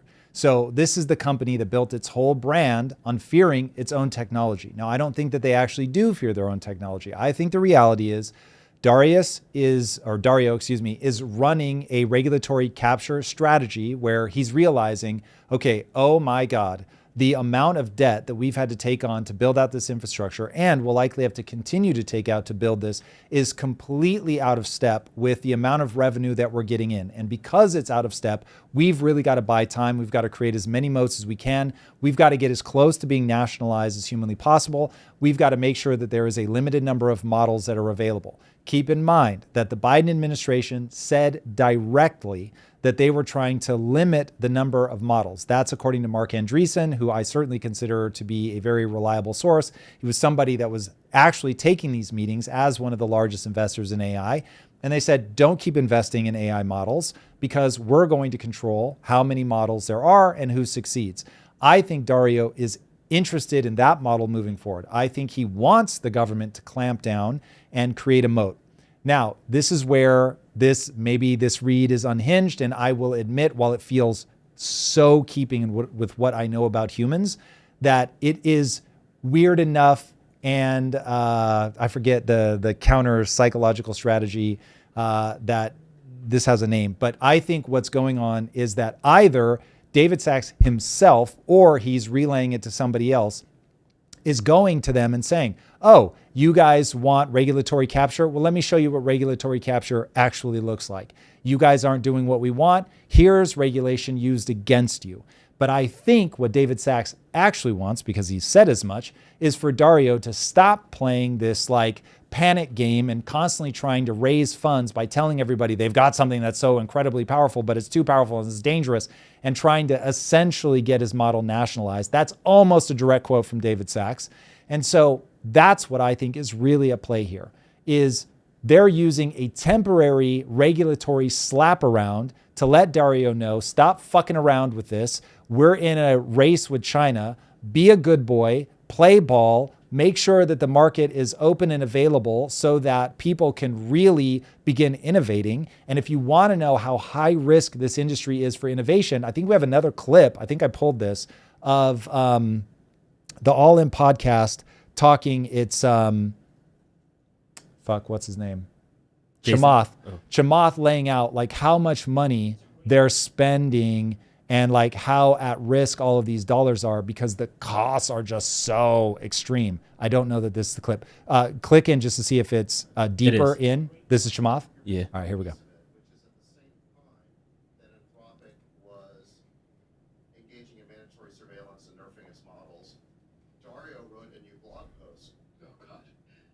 saying that transparency was no longer good enough, that we needed to have a new regulatory agency like an FAA or maybe an FDA to approve all models. So That's insane.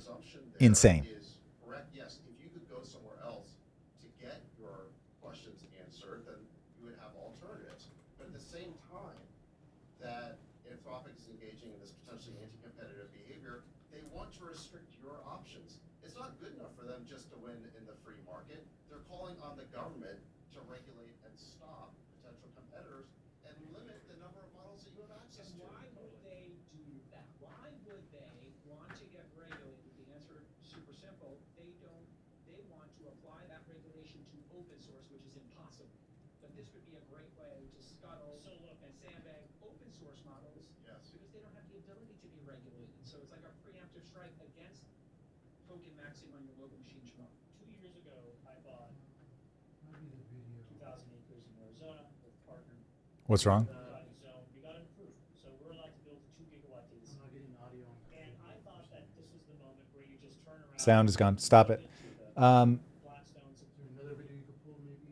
Yeah, guys, we're working on the audio. So this one magically doesn't have audio for some reason? Yeah, I'm confused. Can you point your mic at your computer and play the clip? See if that works. Otherwise, we're going to be here forever trying to figure out. Just rewind back to Chamath. See if that works.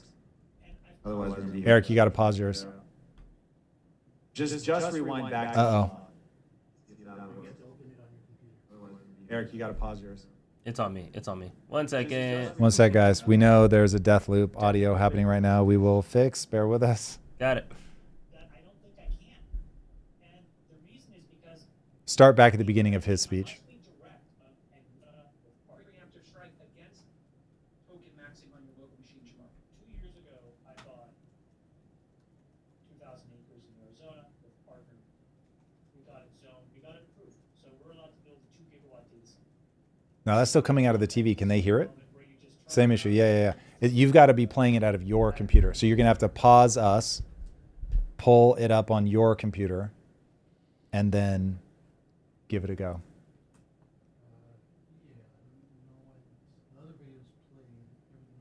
People were saying it was playing, Eric. It was just very quiet. They heard it through the mics because y'all's mics are sensitive enough to pick Ah, up the TV. interesting. And so the issue we're having is for some reason it's just not going through the desktop. So if you pause us Got it. and then just play the clip. All right, take 3 here. Models. Yes. Because they don't have the ability to. Let us know if you can hear this, It's please. like a preemptive strike against token maxing on your local machine shmup. 2 years ago, I bought 2,000 acres in Arizona with a partner. We got it zoned. We got it approved. So we're allowed to build a 2 gigawatt data center.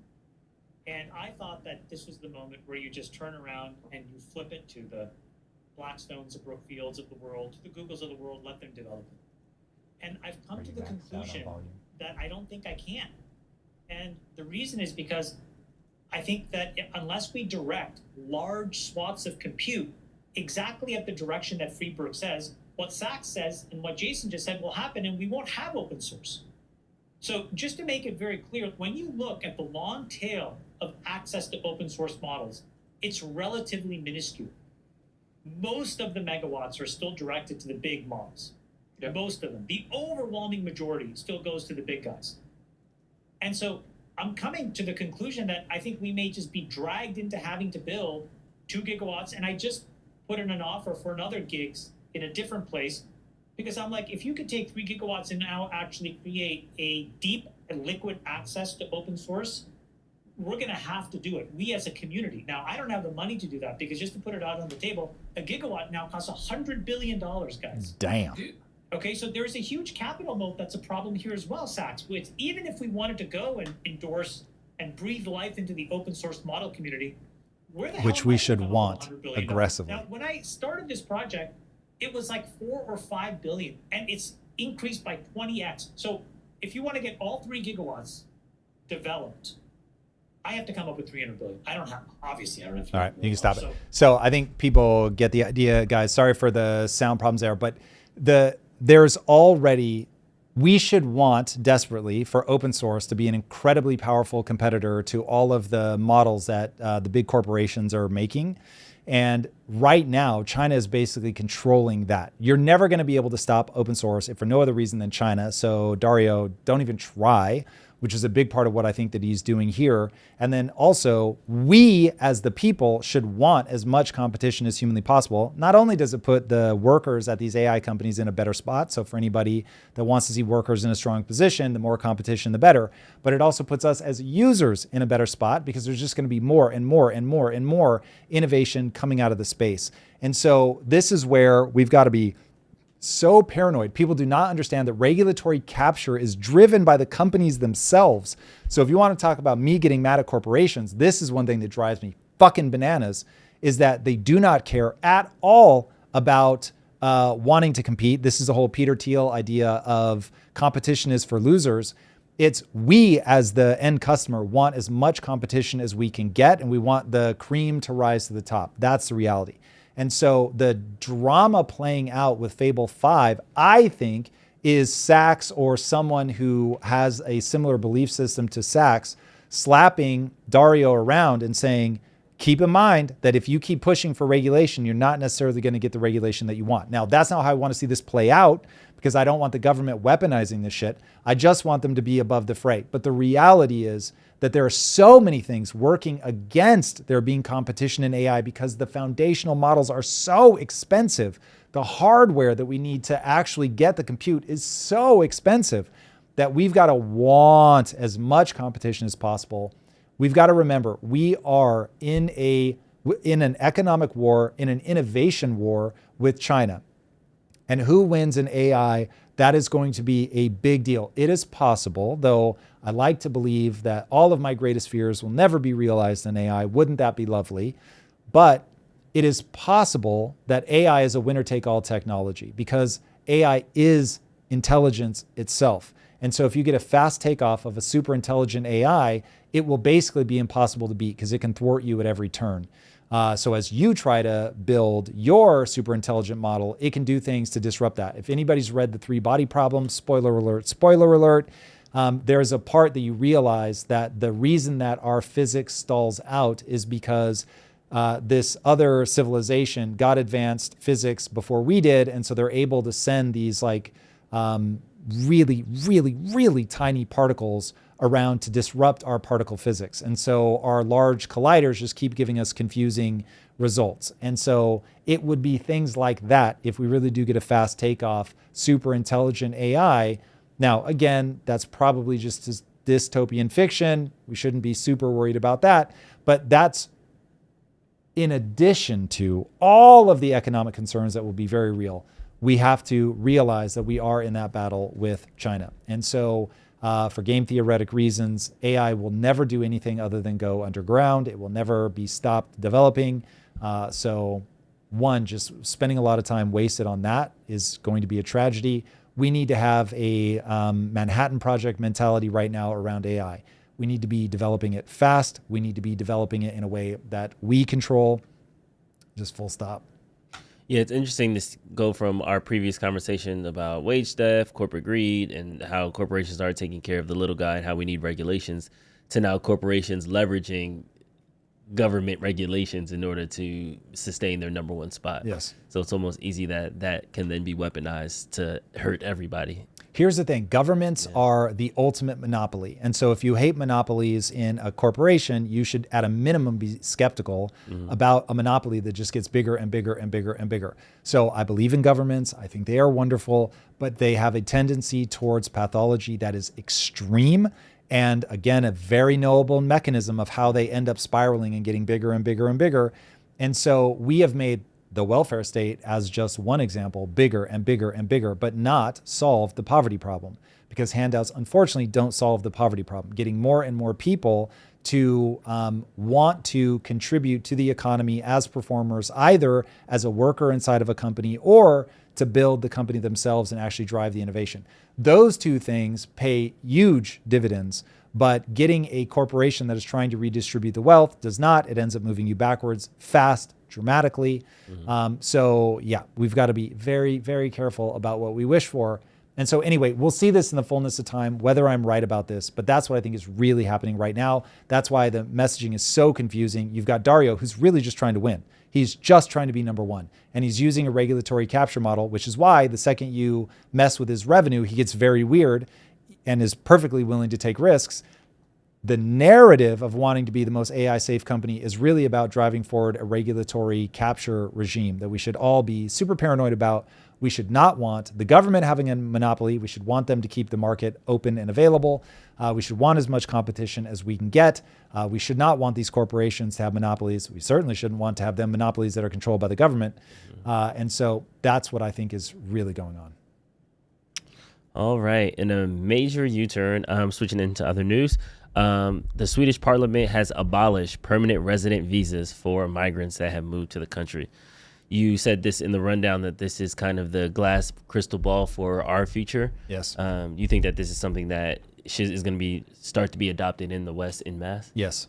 So what's going to happen is either a country will just be too far down the road. I have very little hope for Belgium, where you become so Belgium already has like 7 different parties that war for power inside of their Congress. And so they can't get shit done. There's like, I happen to know Belgians.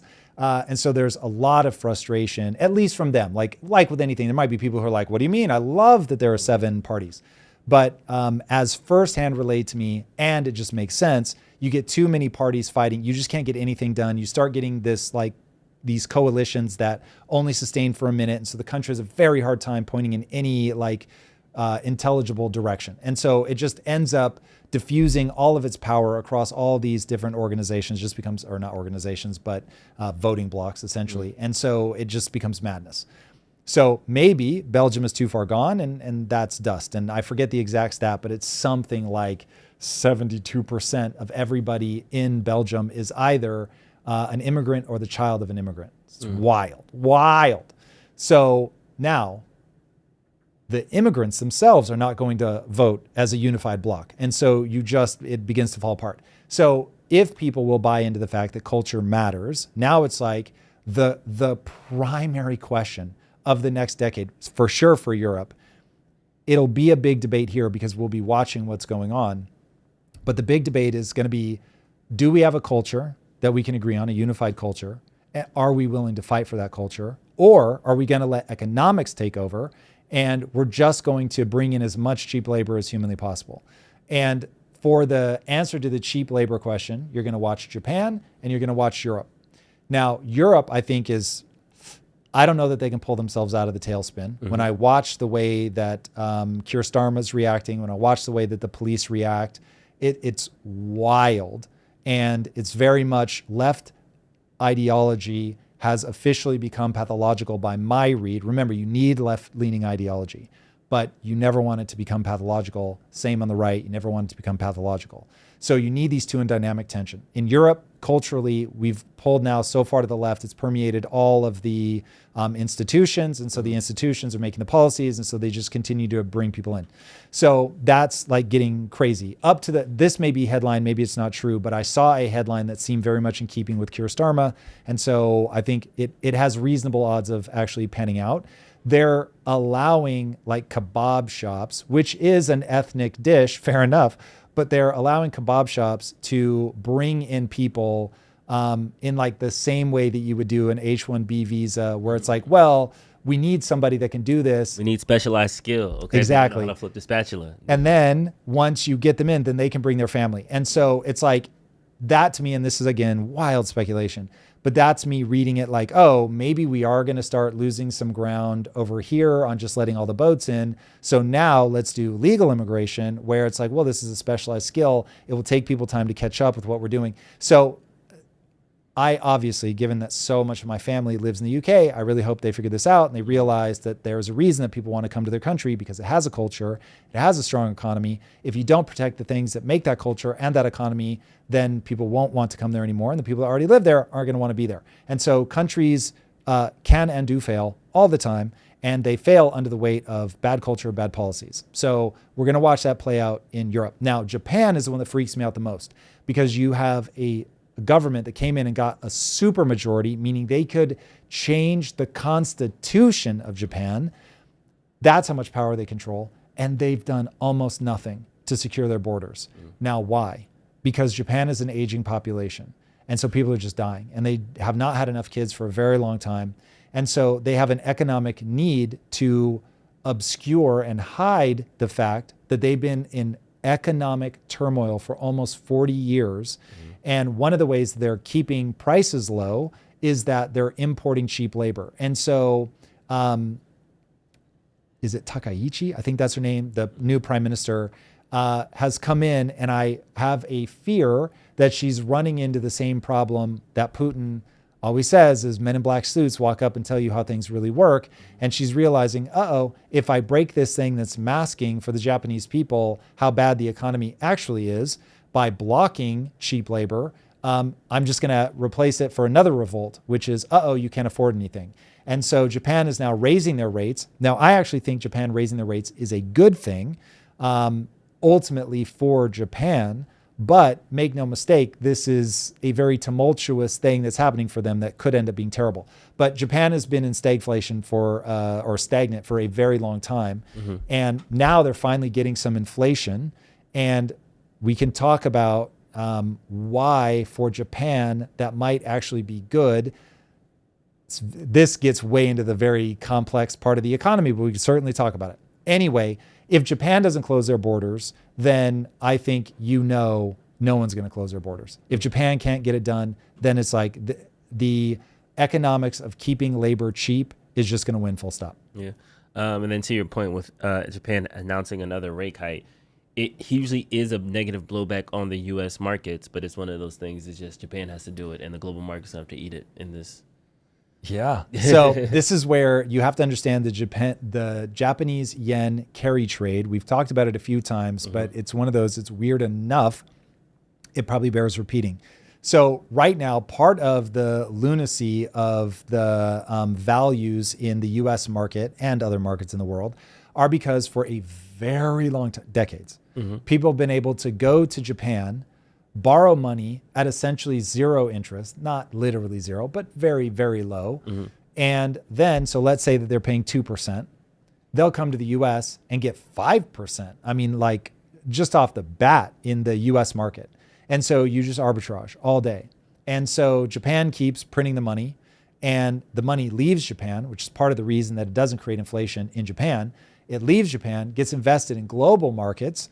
And so now the global market is super happy, but the Japanese just won't spend money. And so you get this weird thing where Japan is not trying to fuel the global market. Japan is trying to stimulate the Japanese market. And the Japanese are just like, nah.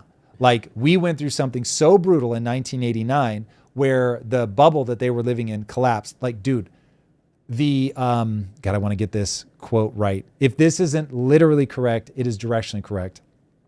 That the price of the real estate in Tokyo that the Emperor's Palace sits on was worth more than all U.S. real estate combined. Sheesh. Now, if that isn't literally correct, it's directionally correct. Yeah. I think it actually is literally correct. And that number is so absurd, but that tells you how big the bubble got in Japan, because their economy was just handing the U.S. its ass in the 80s. China's a non-entity at this point. Yeah. And so that bubble ends up deflating very, very quickly. And the Japanese, you get an interesting confluence of like cultural factors, and they just stop spending money. And they just, every dollar that the Japanese, the Bank of Japan tries to use to stimulate the economy, they just save.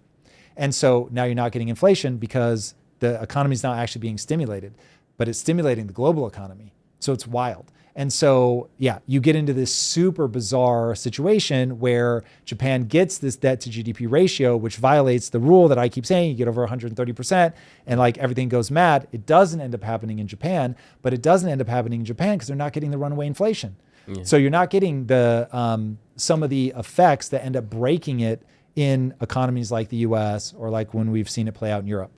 So it is utterly fascinating. But now they actually are getting inflation, and wages are starting to go up, and people are starting to spend more money. And so now they're having to raise their rates to keep the inflation from going crazy. And that's causing the people who borrowed the money and invested in the U.S. stock market to go, uh-oh, I can't do this because I borrowed. And so now it will over time get to the point where I'm not making as much of my money. And so now I could be losing money by being in the global stock market, largely the US. And so people are worried that more and more money is going to get sucked out of liquidity. And we've seen this play out before.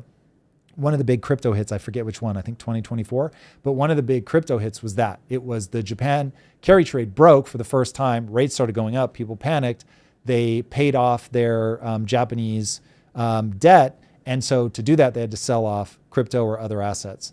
And so there is big fears that the global market is already so precarious because of the overvaluation of AI that you've got this double whammy of that. It looks like corporations are pulling back from their AI spend. Yeah. And so you have corporations pulling back on their AI spend as more and more money is allocated to AI infrastructure build out, as the yen carry trade, which has been allowing for that cheap debt, part of it, to flood in, and now it's backing out. And so now if there's pullback on the revenue, delay so that AI becomes the ultimate technology that we're all expecting it to be, but it takes a couple of years extra, a ton of people get liquidated in that as the liquidity gets sucked out to pay back the Japanese yen carry trade, which is going away because inflation is finally starting to take off in Japan.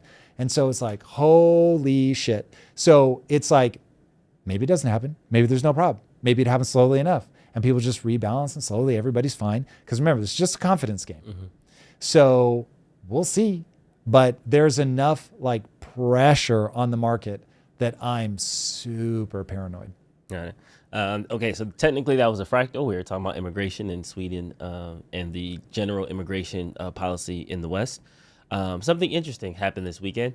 New York Knicks got the first championship in over 50 years. Shout out to the Knickerbockers. Shout out to everybody in New York. New York City's having a generational run right now. But there was some pretty enthusiastic fans in the streets last night and this weekend. But I want to bring this up. Again, we were talking about immigration. When PSG won and they started tearing the place up, the entire X community was like, see, this is why immigration needs to happen. This is why we need to deport people. This is what needs to go on. In New York City, we're burning things, destroying school buses. We're going ham. And I don't think anybody's coming at their culture and maybe thinking that they're not assimilated. So we talked about this when we were talking about the Carmelo and the Harry Novak, about the different cassettes, depending on what the setup of the media is and how we kind of respond and approach to things like that. Is this a double standard that we can call out, or is there something that I'm missing on this? Because I've been in the UK in moments of victory and seen people like jump up on presumably strangers' cars and like freak out and wave flags. And that was like for early matches in the World Cup. This to me is a culture thing. And you've got to isolate this to why the fuck are we letting culture run wild? I don't look at this and go, this is an immigrant problem, unless immigrants are just really like, they fall in love with the teams right away. But this to me does not seem like an immigrant story. This does not seem like a Mamdani story. So again, hopefully to earn my credibility, when people are like, oh, this is all happening while Mamdani's partying, it's like, no, this is people getting way too enthusiastic, going and smashing shit, because we're like in some weird phase right now where like smashing shit is like cool. So I would chalk this up to, this is a youth energy thing. This falls more in line with like the youth takeovers and shit, where that like there was another one in Houston where people are just running riot. And so letting that get out of hand where people want to celebrate by breaking shit, that's just dumb. We should all be telling our kids, don't be dumb. This is fucking foolish. But yeah, I don't see an immigrant story here. I don't see Mamdani doing something wrong. The fact that he was also at a party celebrating the Knicks win. Yeah, exactly. Now we need to be able to count on each individual person to not act a fool. Now you might be able to say there's a story here with policing. And if you're telling a dumb story about the police aren't getting involved, like, I mean, this is on another level from New York. First of all, let's start with that. But yeah, the police should be in there breaking it up, stopping people from acting a fool, but let's get everybody to stop acting a fool. Immigration becomes a cultural thing. And so if you see one side of everybody like, yo, this is not how we do it around here. Like, look at, like, if you want to see the cultural story play out, put this up against the Japanese cleaning the stadium when they, win a match, doesn't matter. Like the Japanese are not going to go riot. So that becomes okay, this is, to say it succinctly, I think what you see playing out in New York right now is American culture is degrading versus Japanese culture is still far more intact. So we don't have to go to immigration to have this comparison. Now, if people see something I don't, and they see video footage of something where it's like, this is exclusively immigrants, do tell, but I certainly don't see it. That kind of was the sentiment when PSG won, and there was things on fire, and there was people running the streets, and it was... Now, when PSG popped off, I was seeing like just outright misinformation, and people were showing like... these guys saying, oh, we took over this country in like 30 days or whatever it was. And they were like, see, these are immigrants, like mocking us as these riots happen in the streets. No one was saying this is celebratory riots about PSG winning. I had to go look that shit up. And then second, the footage of the people saying that was from like 3 years ago on another competition. There are going to be plenty of moments where it actually is immigration rearing its ugly head. Like there's plenty of that popping off. The sentiment around NOAC, that is an immigrant sentiment. You are now looking at a collision where you're getting legitimate two-tier policing where you can point at very specific things and say it is a very reasonable read that this is about immigration and left-leaning ideology where it's a victimizer narrative playing out.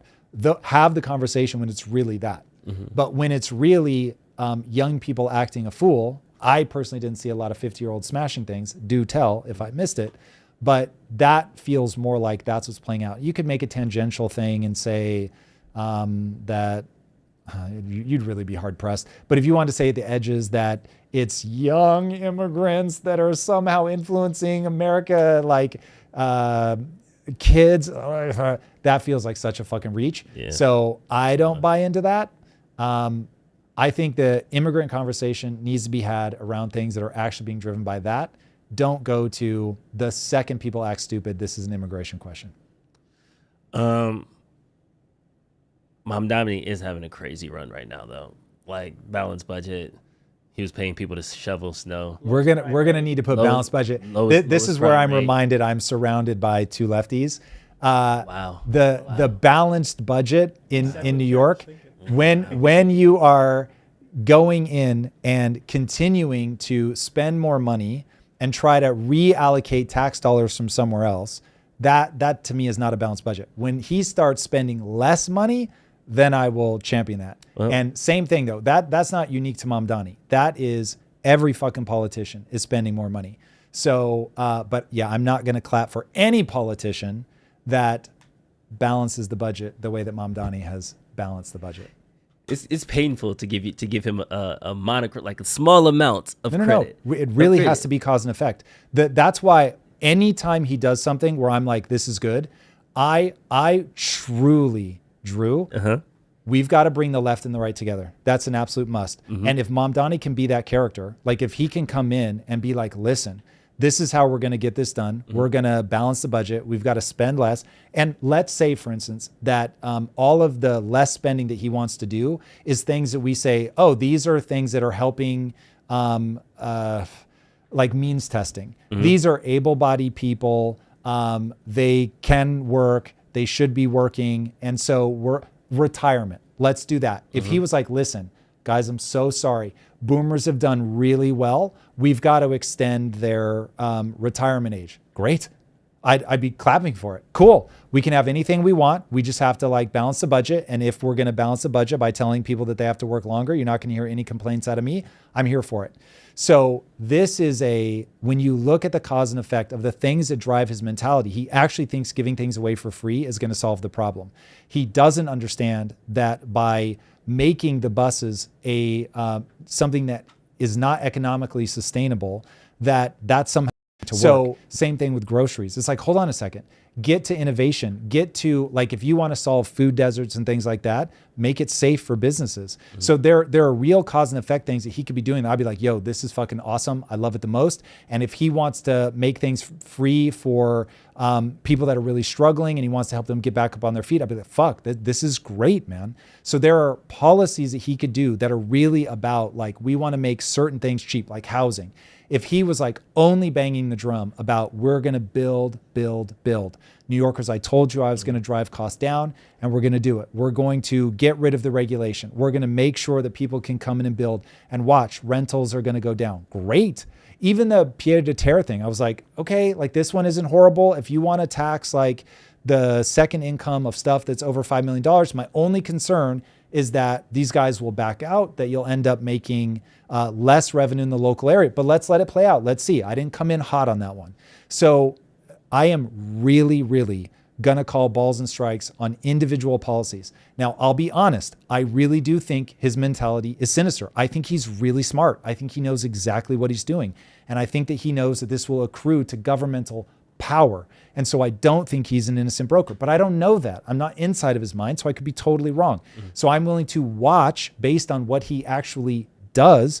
But so far what he's done, and honestly, the least horrible thing of his tax policy is at least he's saying, these are dollars that were generated in New York City. And so I want these dollars allocated to New York. Okay, there's an argument to be made there. And again, I didn't come in hot on that one. But in terms of like balancing the budget, if he's not trying to reduce expenditure, he's a big government guy. For reasons that I've laid out 1,000 times, I think that is terrible for the average person. If this was a spectrum, or you said balls and strikes, let's call it points. Mamdani's policies currently, while rhetoric-wise, they can activate a lot of right-wing people to say that, okay, here comes a big bad commie. But when it comes to practicality, the only person that's trying to seize the means of production, the person that is investing in private companies, that's getting government interest, the person that's increasing the government budget has been Trump, if we're comparing them next to each other. Trump has increased the deficit. Trump is exploding the budget. Trump is trying to invest in AI companies like he did with Intel. It worked, cool, but he still owns, like, a piece of government now owns a piece of a private property. That is, to me, that would be the slippery slope to capitalism. Because if I can own 20, I can own 80. Whereas Mamdani, yet, if he does it next week, I will then have to eat the crow. But he hasn't done anything like that yet. So here's where I will lay out. One, I never want to go to bat for Trump. I don't think Trump is defensible. But I'll walk through again why I think the pathology that Trump is displaying is horrible and should be immediately stopped, but is far less systemically risky than what Mamdani is championing and doing his best to move towards. Now, if he ends up not doing those things, then I'll be like, we dodged a bullet. And maybe political pressure stopped him. Maybe just the political process made it impossible. I'll take whatever I can get. But in this, given that you've got a guy that's now been in office for 5.5 years and you're comparing him to a guy that's been in office for like 6 months, you're not going to be able to, in proof in the pudding, see the damage of the rhetoric. So for that, I will say you're way better off looking at, as you said, a spectrum and saying, okay, Biden is the kinds of policies that Mamdani wants to put in. I think Mamdani might be even more aggressive than what we saw in the Biden years, but you can actually see what begins to transpire from the Biden years. And so Biden years is looking at an economic problem and saying, okay, I know how we're going to solve this.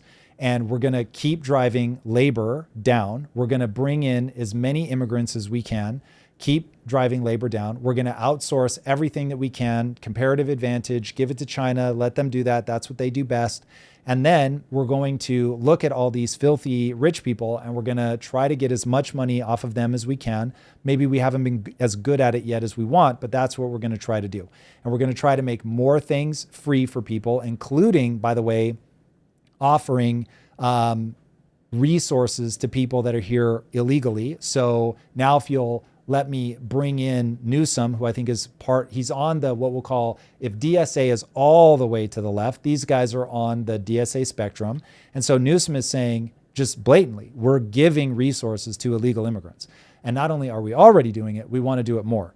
And so that isn't like a maybe that's what they want to do. That is what they want to do. And so when I look at that and I ask, okay, my mission is to get a thriving middle class. Now, which two of these moronic lunatics is worse, harder for me to get to a thriving middle class? Is it the guy that is blatantly corrupt, Trump, and is making sure that he's enriching himself, but through a mechanism that everybody, I mean, he does the insider bit, which is horrible again and should be stopped immediately. But for him to win, he's got to pump the stock market. Now, anybody can participate in the stock market and be advantaged by the things that he's doing to pump it. He has also gone and created the Trump account for kids and convinced billionaires to donate to it. So now kids are off the jump. They're in that economy. So you've got these guys creating a predatory system that anybody can get and be a part of, and they're trying to get more people in it. They're doing a horrific thing with socializing companies, like deciding that Intel is going to win, for instance, but they're doing a sort of sovereign wealth fund light thing that Americans will be able to participate in. So they've created this horrific thing around the stock market, just going bigger and bigger and embracing the financialization, but anyone can participate in it. Horrible, we should stop it immediately, but at least anyone can participate in it. Then and by the way, the more we innovate, the more we deregulate, the more everybody wins, including the evil bastards trying to steal from everybody. So they create a system that everybody can win in. Over here, you have something that breaks the system and must be enforced through violence. So you don't have to force people through violence to invest in the stock market. You do have to use violence to force people to give shit away for free, because nobody will work for free. And so they are getting more and more people involved in like the free shit. They are on the direction of more free shit. Over on this side, we know how that plays out historically. It's complete madness. So by all means, if you guys, since I don't know if they're off camera, but on the stock market thing, because, and this is just devil's advocate, right? Please. It's not a Ryan stance before chat likes to do what it does. But like, isn't that just systematic violence? Like in a certain way of like, we have a system that is like, oh, well, you have to buy into it to have success. And if you don't, then isn't that just like a form of systematic violence? Like there's an argument there. So I love it. Let's say that it is systematic violence. So is there a difference between slapping someone in the face and ramming a gigantic knife up their ass as they did with Gaddafi? To me, they are both. No, just are they different? Or to you, it is exactly the same? Because that this almost feels actually, like a weird question, because it's like, what it's angle? not. Because to This me, is- that's hold violence, on. period. This is you not understanding my argument. That's why I need to find out if you're like, those are the same, in which case you and I will never see eye to eye, and we will always run into this problem. Because if you think you hear me saying slapping somebody is fine, I don't know how many fucking times I have to say it's evil and it should stop immediately. But what I'm saying is one person is getting slapped, the other is getting a knife shoved up their rectum. They are going to die. And to me, they are fucking different, but they are leagues apart. If to you, it's like, no, they really aren't different. Okay, cool. It's clear. It's from where I'm sitting, it's complete insanity, but it's clear. And then I just know we don't agree. But this is my thing, to jump in here. I feel like if Trump is the slap, we're actively getting slapped. Yes. Like actively getting smacked Yes. around. And if you are about to say, and Mamdani, you have to go down the street, around the corner, and then you'll get the knife up your butt. no, But we have to go down false, the street and around the corner. Unfucking true. This is so wild. The number of times I've explained this, and the two people closest to me still are not.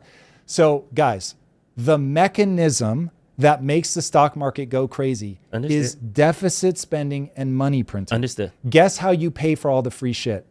Deficit spending and money printing. Correct. Yeah. Mamdani balanced the budget this year, at least for this year, right now. So there is no deficit spending. There is no money printing in New York City specifically. Did Biden balance the budget? No, The I don't answer think is anyone's no. balanced it. Did since Clinton, Newsom right? balance the budget? Clinton's the last The one. answer is no. By the way, Mamdani's budget is balanced on paper. It is not yet balanced in reality. We will have to see at the end of the year, first of all, if he actually balanced the budget. We will have to see at the end of his term if he pulled anything off. And if he did, then I'll be like, rad. So let's look at what Mamdani's doing and let's hear it. And I love it the most. I'm speaking on Mamdani. I'm not I defending understand Biden. that, but you guys have no sense of direction of travel, and that is the part that freaks me out. It's not that we don't have a sense of. I think that you're putting the cart before the horse. Drew, I'm not. I'm living in this America right now. We have to get there. No, hold on. I'm living in this America right now. You're asking me to say that Mamdani has somehow solved a problem that he has not solved. So just like I cannot say Mamdani has broken everything, he's made it bad. I'm not making that claim. I'm saying the words Mamdani is saying tell me he believes in an ideology that I'm living in now and I have watched played out around the fucking world. And until he tells me something that is actually connected to cause and effect in a way that will actually work, it's madness. And so I just want to be clear. We can play this clip back later. Drew is saying that Mamdani has already won something. He's already done something. He's balanced the budget. That's the thing I'd say he won. He has on paper balanced the budget in the same way that Elon Musk on paper is worth $1 trillion. In the same way that Donald Trump right now has unbalanced the budget with this $1.5 trillion increase. He's now made it a $2 trillion. That's at the federal level. So I'm just saying. So hold on. We're talking about paper. Here is how Trump has balanced the budget, because the budget will be balanced, by the way. Trump's budget will be balanced. Yes, of course. You can't actually operate at where people don't get paid. You know that, right? So you take on fucking debt. This is how governments work. And so we money print to balance the budget. So Trump has balanced the budget, which I give him no fucking credit for whatsoever, because it's devastating. Here is how Mamdani has balanced the budget. He's taken money from other places in fucking New York City or in New York and said, give it to New York City. Oh, look at that. Holy shit. The budget is balanced. And by the way, it presumes that he's going to get a certain amount of money off of all the things that he's put forward, which we don't know that he's actually going to get. True. So let's wait until the end of the fucking year. Now, if he does it, then I'll say, cool, he's robbed Peter to pay Paul, but he balanced the New York City budget. Great. I love it. And by the way, legally he has to. So he will end up with a balanced budget in the same way that fucking Trump is going to end up with a balanced budget. It is direction of travel. In what way are they doing this stuff? Also, has New York as a state taken federal dollars? If they have, they don't have a balanced budget. So now it's like, we've got to start looking at how do we keep ending up with an unbalanced budget? And we keep ending up with an unbalanced budget because people are giving too much shit away for free on both sides of the aisle. Now the question becomes, what is the ideology that is driving people's behavior and where is it likely to lead? None of this stuff is new. None of this stuff is new. So all of these experiments have been run. And so I know how they play out. That's why I'm saying the right-leaning shit is pathology. It should be immediately stopped, but I know how it plays out. The left-leaning ideology is not new. I know how it plays out. One of these things is not like the other. One of them ends in 45 million people dead. And that I cannot get people on board with that. One is where people who understand how the economic game, how financialization is played, they will win more than everybody else. But the British Empire brought to you by people who did this same scam. Pretty fucking incredible. Pretty fucking incredible. The American Empire brought to you by people who run this scam. Pretty fucking incredible. China stopped killing people. They lifted 400 million people out of poverty. Brought to you by the same fucking scam. Pretty fucking incredible. So you've got one scam. It's a fucking scam. But holy shit, while they scam you, they make everything better. One scams you and fucking murders you dead. And the fact that because he's only 6 months into running a murderous ideology, I cannot get you guys to be like, hey, we should probably not fucking do this. I think we got to take a step back because you said Trump balanced the budget. And I just the chat was blowing up about that. Let's go. And Let's go. I just want to make sure. Chat, who the fuck doesn't end up getting paid? I'm sorry, I'm listening. Go ahead. So who is it? Sorry, no. When we say balance the budget, are you saying that Trump doesn't get paid? Who doesn't get paid? Sorry? Anybody? Okay. No. Fuck that. We're not walking away. We're definitely walking away. You guys don't like reality. No, hold on. Who doesn't get? Just answer the question. No, who doesn't get paid? Ryan. I Who don't doesn't get paid? I feel like we need to come back. This is. I was reading chat when you were asking. So you don't know who doesn't get paid? Drew, who doesn't get paid? Tom, I don't know what's happening right now. Let's just get back. Just answer one question. You have made a fundamental claim, either from you or from chat, that Trump didn't balance the budget, which of course he did. So how does the budget? So when I say balance the budget, I'm talking about a budget proposal. Did he pull out a budget proposal that had a balanced budget on there? There's less inputs than there are outputs. Yes. Okay. And how does he do it? It's not how does he do it. No, answer. You're saying How that does he we do can it? go to the government website and he will have a proposal on there that shows a budget surplus, not a budget deficit. Cool. Do you guys really not know how this works? So there is an answer. How about this? don't believe it, but give me the answer I'm looking for so that I know you understand my argument. Everybody gets paid, and they will print money How? to cover that gap. Okay, and so what's that? They'll deficit spend to cover that gap. Yes, but what's the Money mechanism? print it. Money print? Yes, but how do they do this in a way? They raise debt. We know, right? That's how governments work. So they raise debt. No one is saying don't raise debt. We're just saying the rate at which you raise debt is suicidal. So everyone, even, what's his name? Berkshire Hathaway, said, yes, you're always going to have debt. So nobody has beef with the debt, the quote unquote unbalanced budget. What they have beef with is the amount of debt.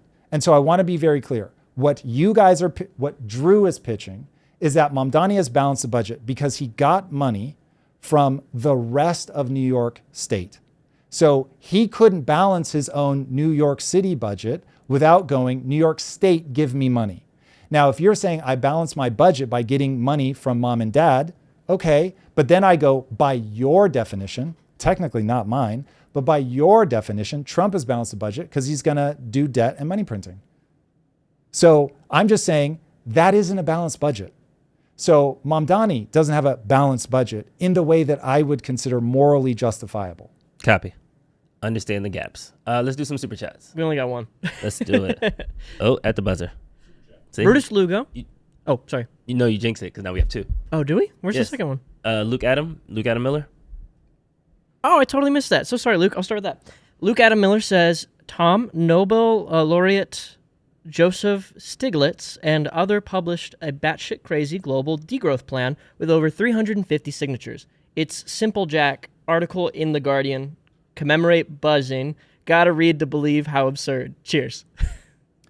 So basically, you have been extremely generous, and the goal is to get me to read that word. I'm here for it. Thank you. I just want to make sure I didn't miss a question.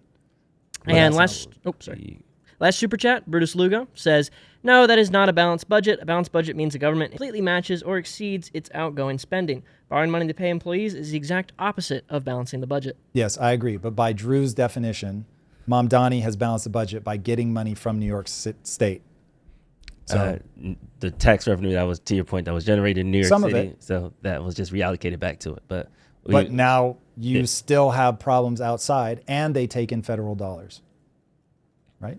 I haven't seen that. Let's look that up. New York City take federal dollars.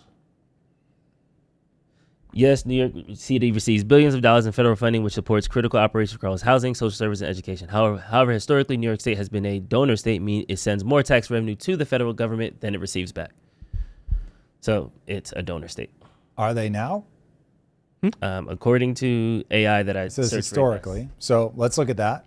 Also, the big thing that I'm saying is we need to wait until the end of the year to know if Mamdani has balanced the budget. We need to see what happens to New York's budget. We need to see what happens with the federal dollars.